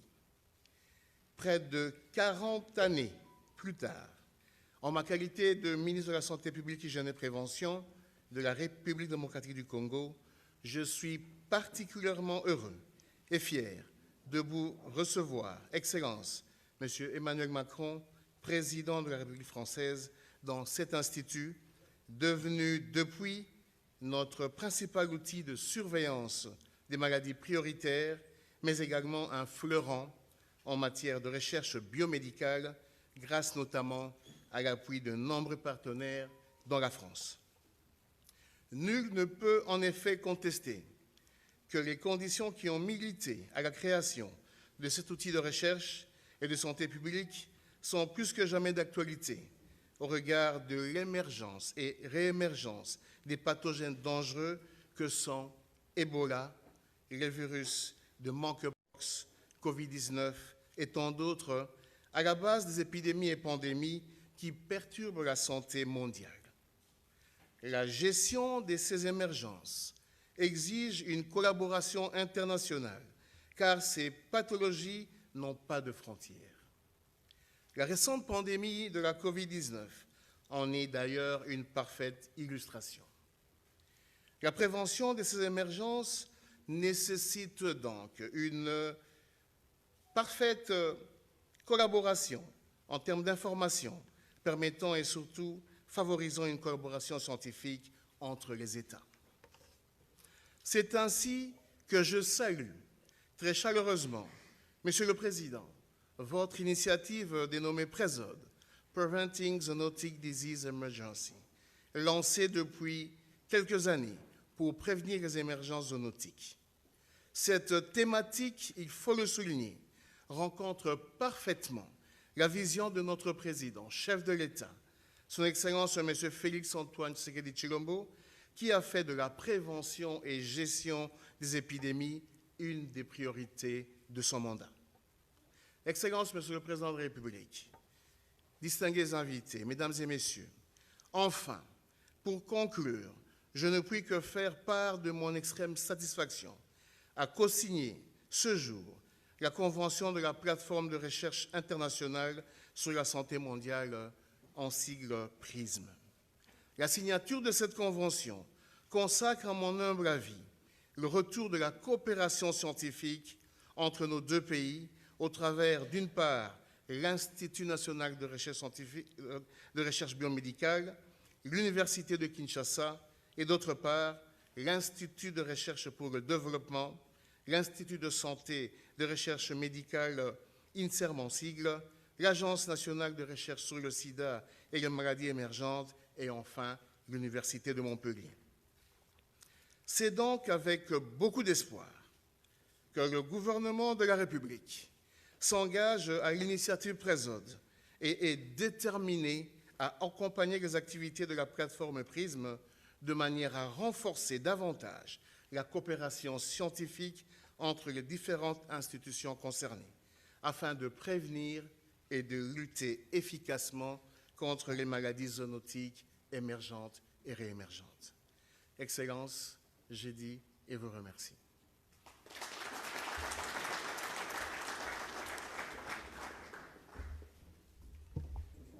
Merci beaucoup, Excellence, Monsieur le Ministre, pour votre mot des circonstances. Le professeur Mouyembe, c'est lui qui nous accueille ici. Je vous prie de venir prendre la parole au nom de notre institution. Professeur Mouyembe.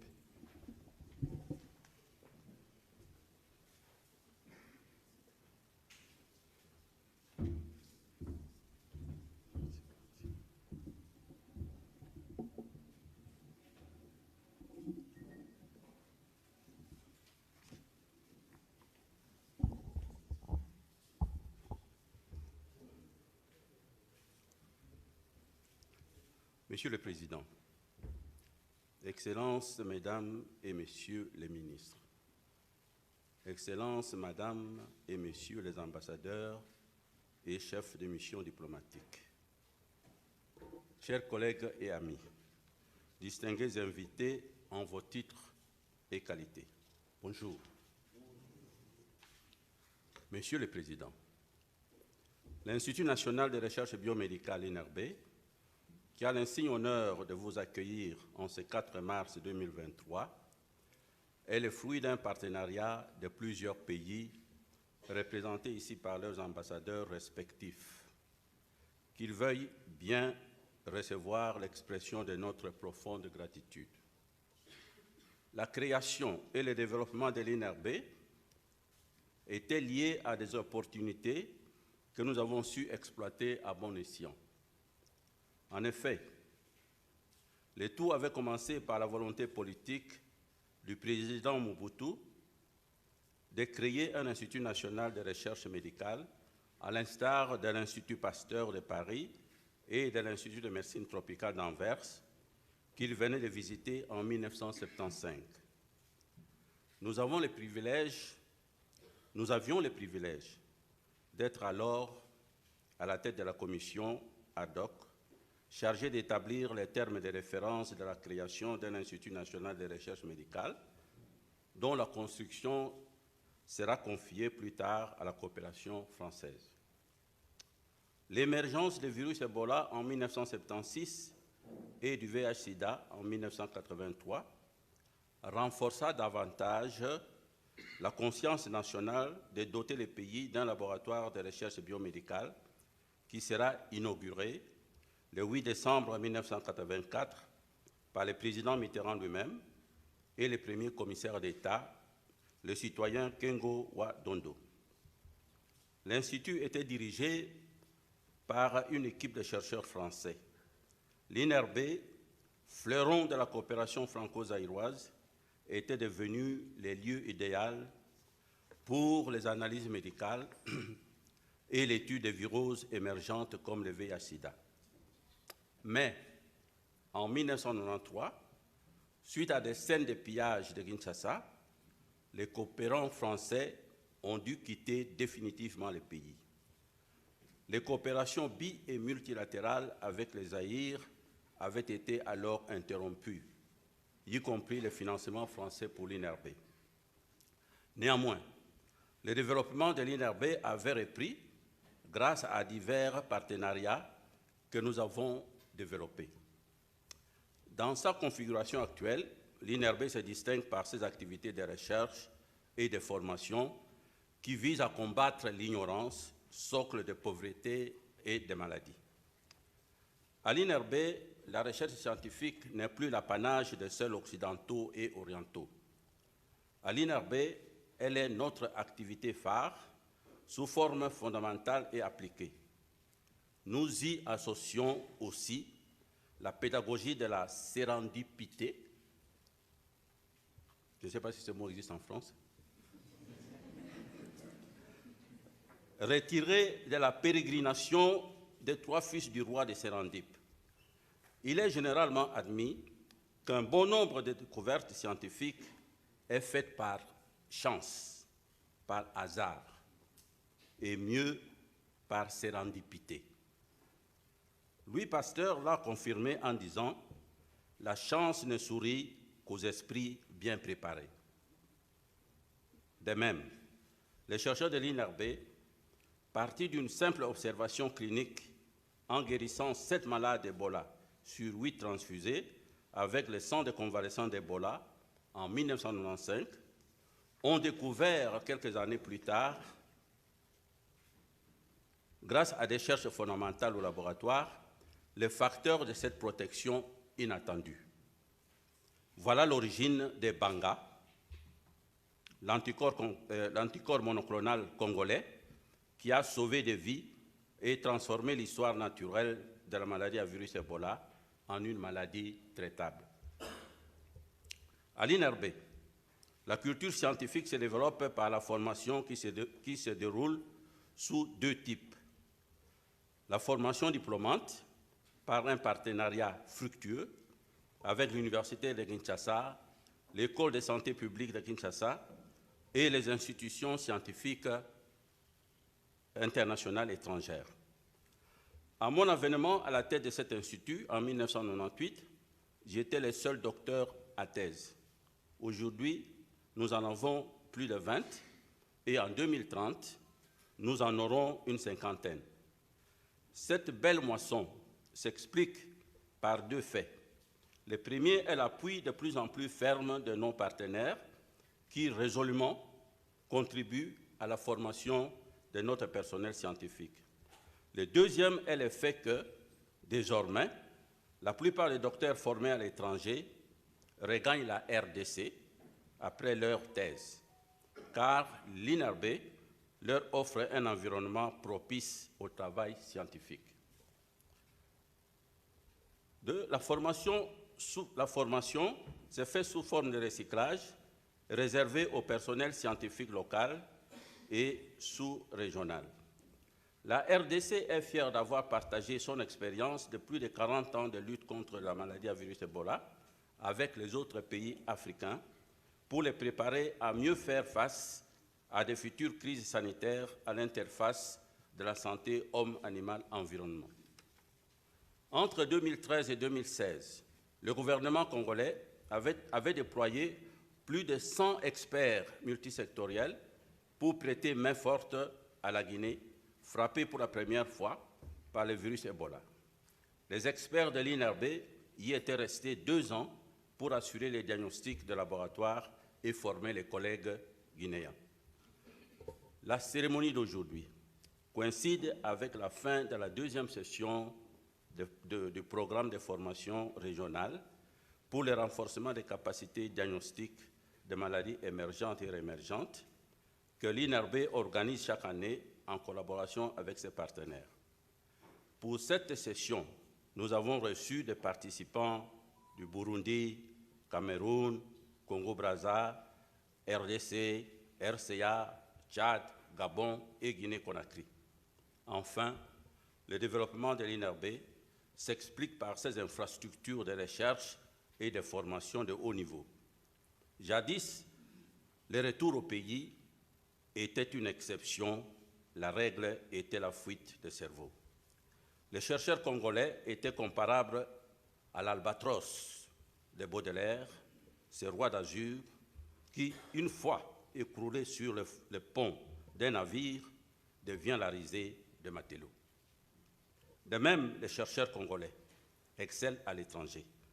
mais une fois descendu sur le sol congolais, devient parfois la risée de l'homme politique, voire de la population, qui les traite d'économistes de chambre, parce qu'il s'enferme dans sa tour d'ivoire académique et reste déconnecté de la réalité du terrain.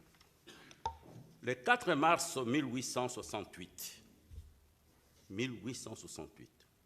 à l'Académie des sciences, Louis Pasteur déclarait tout haut « Prenez intérêt à ces demeures sacrées que l'on désigne du nom expressif des laboratoires. Demandez qu'on les multiplie, ce sont les temples de l'avenir. » Certes, comme signe du destin, en ce 4 mars 2023, l'INRB est l'un de ces temples. Ce vœu, dont le vœu de Louis Pasteur, ces vœux ont été exaucés également par l'installation en 2020 du laboratoire Rodolphe Mérieux de l'INRB à Goma. Monsieur le Président, votre visite en ce 4 mars 2023 est historique parce que la France, après 30 ans d'absence, vient concrétiser et amplifier la relance de la coopération entre l'INRB et les grandes institutions scientifiques françaises qui vous accompagnent. Tel est d'ailleurs le souhait de notre président, son Excellence M. Félix-Antoine Tshisekedi Tshilombo, qui déjà en juillet 2019 avait signé avec votre autorité la feuille de route franco-congolaise qui a permis à l'INRB de renforcer ses capacités. En conclusion, Monsieur le Président, Excellences, distingués invités, l'histoire de l'INRB que je viens de vous brosser nous enseigne que la recherche scientifique demeure le levier du progrès socio-économique, surtout lorsqu'elle tient compte des opportunités qui se présentent devant elle. Il nous appartient donc de créer et maintenir cette collaboration sincère, efficace et respectueuse de nos spécificités respectives. C'est ainsi que l'Afrique de demain sera développée. Les chercheurs et décideurs politiques africains doivent être préparés à investir et à s'investir dans la recherche scientifique. Ainsi, en Afrique, la science rayonnera là où il y a la conscience, c'est-à-dire l'éthique professionnelle, comme le rappelle avec force l'emblème de notre alma mater, Scientia Splendet et Conscientia. Que vive la coopération scientifique franco-congolaise. Je vous remercie.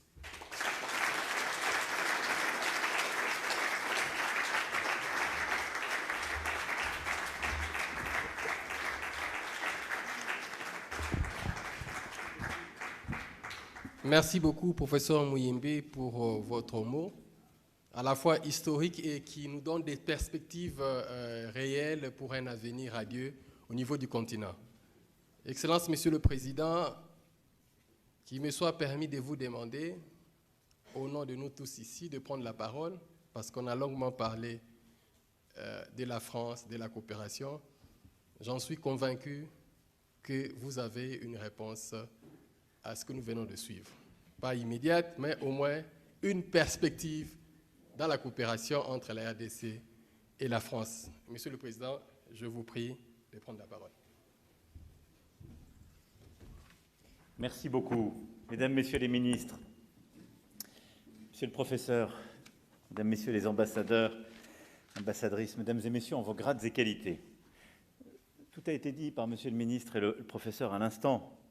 Et je tenais à remercier le professeur Muyembe pour l'accueil à l'INRB, ce fleuron de la recherche scientifique congolaise, et le remercier pour les propos qu'il vient de tenir. La sérendipité, c'est le mariage, en effet, du hasard et de la ténacité. Et quand on voit votre parcours et celui de votre laboratoire, il y a peut-être eu des hasards, mais on est convaincu d'une chose, il y a eu beaucoup de ténacité. Et dans le temps, une obstination joyeuse et généreuse à marier les talents, à les former, à les faire grandir, à vous équiper, à tresser les coopérations et à réussir à bâtir ici ce véritable fleuron. Alors, je ne vais pas répéter ce qui a été dit. L'objectif premier était en effet de constituer une forme d'institut Pasteur, et d'ailleurs vous avez placé sous ses auspices votre propos, ce qui montre la fidélité à ce rêve. Il y a eu ensuite la découverte d'Ebola, le travail qui a été fait, le travail qui ensuite a permis d'aller jusqu'à l'anticorps monoclonal et les expériences très concrètes qui ont été procédées.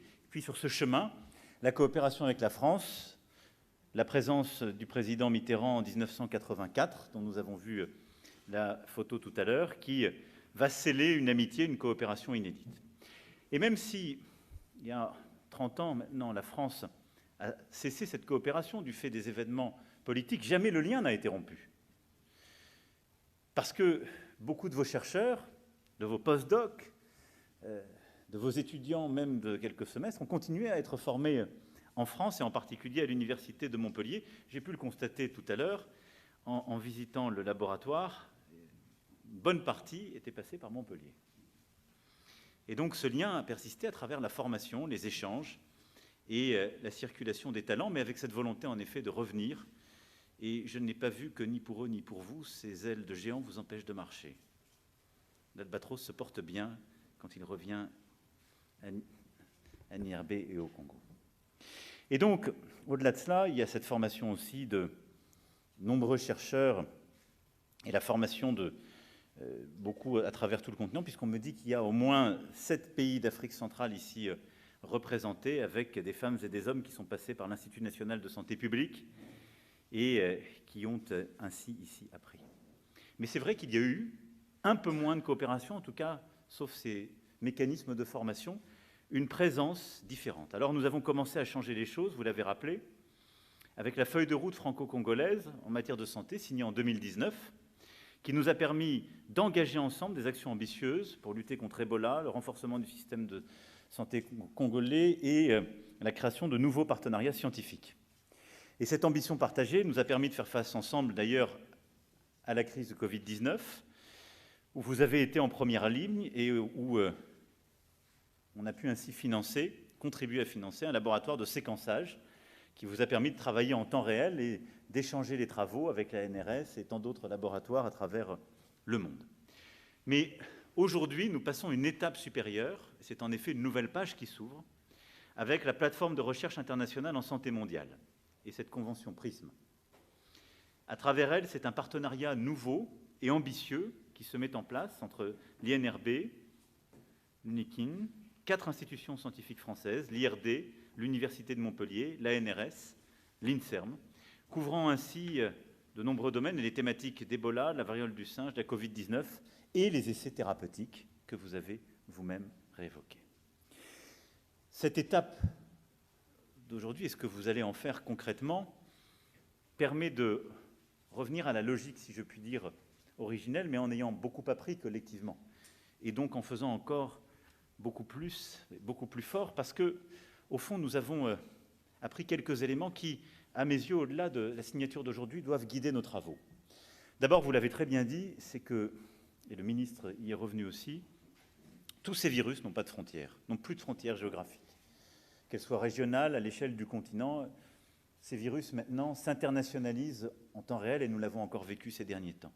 Et donc une coopération internationale du meilleur niveau qui vient compléter les liens que vous avez avec la Belgique, le Japon et plusieurs autres pays est pertinente et vient renforcer le caractère international d'un laboratoire comme le vôtre. La deuxième chose, c'est qu'il n'y a plus de frontières entre la nature, les espèces animales et les hommes. Et là aussi, nous l'avons vécu. Et on en parlait tout à l'heure dans le laboratoire, il y a fort à parier que des espaces d'interaction aussi vibrants avec une biodiversité si riche seront les épicentres, on le sait, d'épisodes à venir, de zoonoses pathogènes, voire létales pour l'homme. Et donc il est important d'y renforcer les lieux de recherche à la pointe avec les meilleurs équipements. Et cette philosophie, si je puis dire, de recherche, alors vous, elle vous est familière, parce que c'est votre quotidien, votre savoir, elle l'était peut-être moins dans les politiques publiques de la santé nationale et internationale. Et je crois que c'est un des éléments que nous avons appris pendant le Covid qui a conduit à ce qu'on a appelé One Health. Et pour moi, ce qui est fait ici, ce qui sera fait sur la base du partenariat et de la convention PRISM est très illustratif de cette stratégie One Health, que nous avons défendu maintenant depuis un peu plus de 2 ans, qu'on a encore réévoqué à Libreville dans le cadre du One Forest Summit, parce que c'est la compréhension justement de tous ces phénomènes qui sera clé, et la capacité à faire travailler ensemble des disciplines qui se parlaient insuffisamment pour comprendre justement les interactions entre tel phénomène de biodiversité, telle espèce animale avec un virus et évidemment l'espèce humaine. À cet égard, comme je le disais, l'émergence ou la réémergence de zoonoses pathogènes, voire létales pour l'homme, sont directement liées à ce que nous traitons aujourd'hui, et c'est pourquoi aussi je suis très heureux, vous l'avez évoqué, Monsieur le Ministre, que la RDC rejoigne l'initiative Présode que nous avons lancée en 2021 et qui vient concrétiser les travaux de ce type. Et puis, dernier point, c'est que nous avons aussi appris qu'il ne fallait plus qu'il y ait de frontières entre la recherche clinique et la capacité à traduire les réponses les plus rapides possibles sur le terrain, d'un point de vue épidémiologique, et de pouvoir diagnostiquer, traiter, soigner. Si on veut éradiquer les virus dès qu'on les a identifiés, et le faire au bon endroit, au bon moment, avec les bons instruments. Et c'est pourquoi, en scellant ce partenariat nouveau, et en venant aussi consacrer vos travaux depuis tant d'années, je veux ici dire l'importance pour nous de 2 choses qui viennent compléter ce qu'on est en train de se dire. La première, c'est de continuer de renforcer le système de santé primaire de la RDC. Parce que faire tout ce qu'on fait avec vous aujourd'hui n'a de sens que si, le jour où une épidémie, tel virus est identifié, on a les meilleures capacités à organiser une campagne de vaccination quand vous aurez contribué à trouver un vaccin et à déployer des réponses. On l'a vu sur le continent africain, malgré le formidable travail de CDC africain, et je veux saluer son nouveau directeur général. Je rendais hommage en début de semaine à cette structure qui a été remarquable. Là où on a buté, vous alliez beaucoup plus vite et vous étiez souvent bien meilleur que CDC Europe. Je le dis avec beaucoup d'humilité. Yazdan s'en souvient, on comparait les chiffres. Mais vous avez buté sur la faiblesse de certains systèmes de santé primaire. Et donc il nous faut en parallèle, nous, renforcer, redoubler d'efforts pour partout sur le territoire avoir un système de santé primaire qui permet d'apporter la réponse à la population au plus vite et au plus près, et aussi d'avoir la bonne politique de prévention, parce que ça n'est pas encore le cas.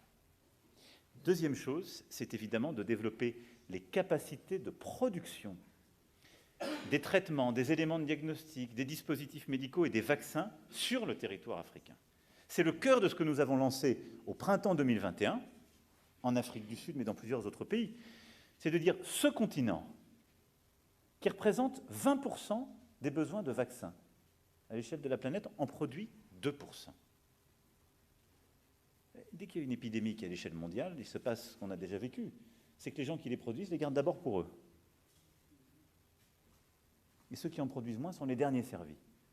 Est-ce qu'on peut légitimement considérer que c'est une fatalité, qu'on ne devrait rien faire? Non.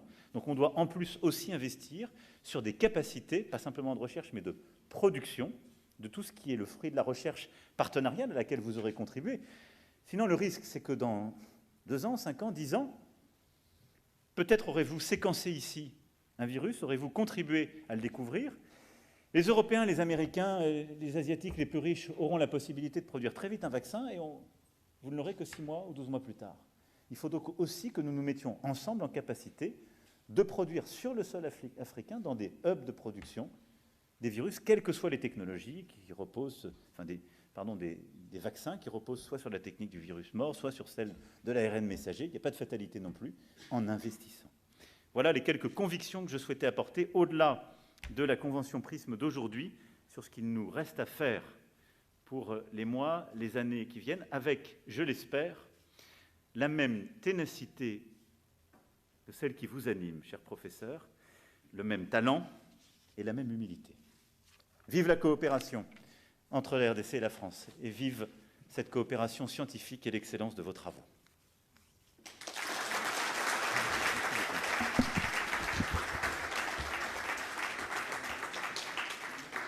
Merci beaucoup, Monsieur le Président. Alors, on va prendre la dernière partie de notre activité. Ça sera la signature de la Convention Prisme. J'ai pris les 3 personnes, c'est-à-dire le recteur de l'Université de Kinshasa, l'ambassadeur de la France en RDC, de venir signer la convention. Juste après, il y aura une photo des familles. J'inviterai le président et le professeur Muyembe, les ministres, pour la photo. Monsieur le recteur.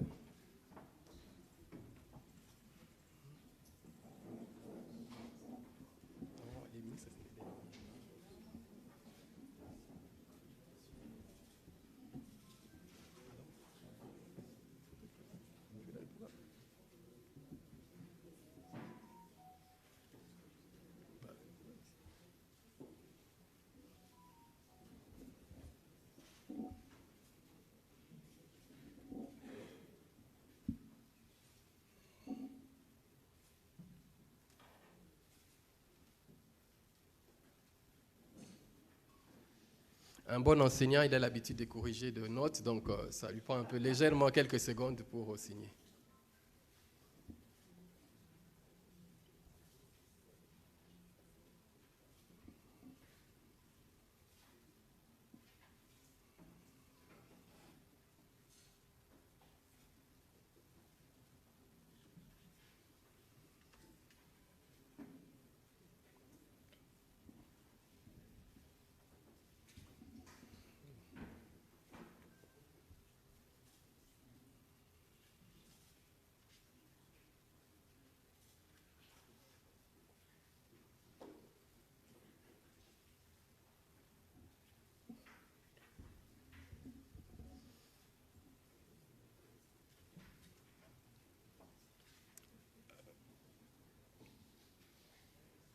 Monsieur le recteur, merci de terminer un peu plus tôt.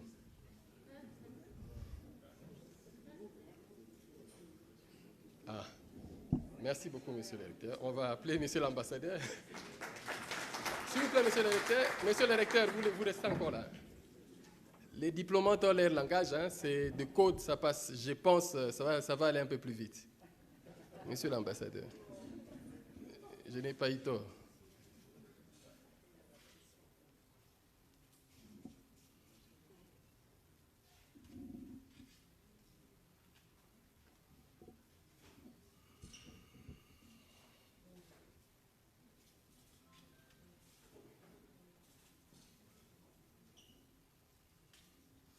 Je n'avais pas tort, hein, vous avez remarqué. Hein. Monsieur le ministre, s'il vous plaît.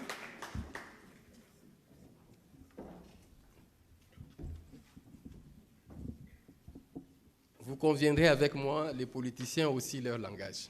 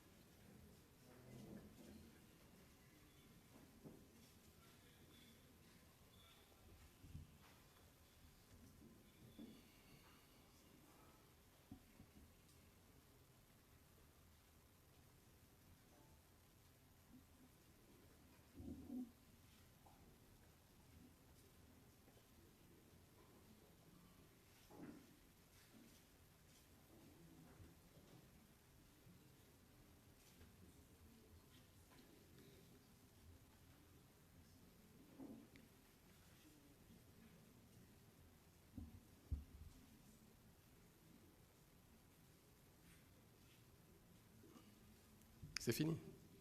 Pas encore.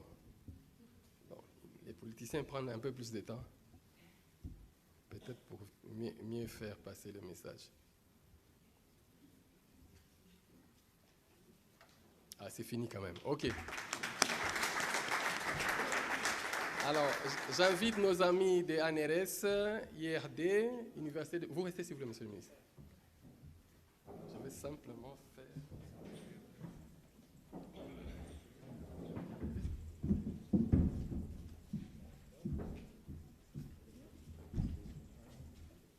Professeur Muyembe, pour la photo des familles. Là. Excellence, Monsieur le Président.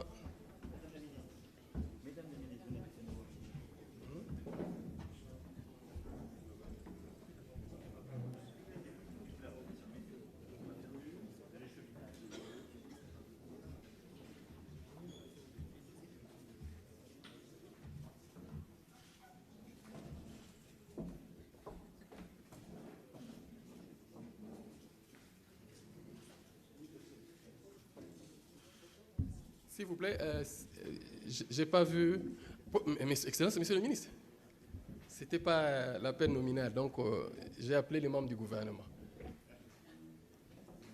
Ici, Africa, rapidement.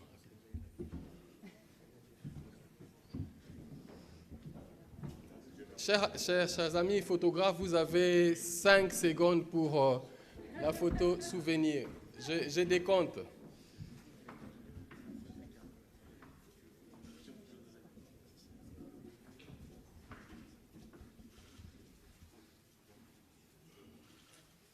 Merci beaucoup, Excellence, Monsieur le Président.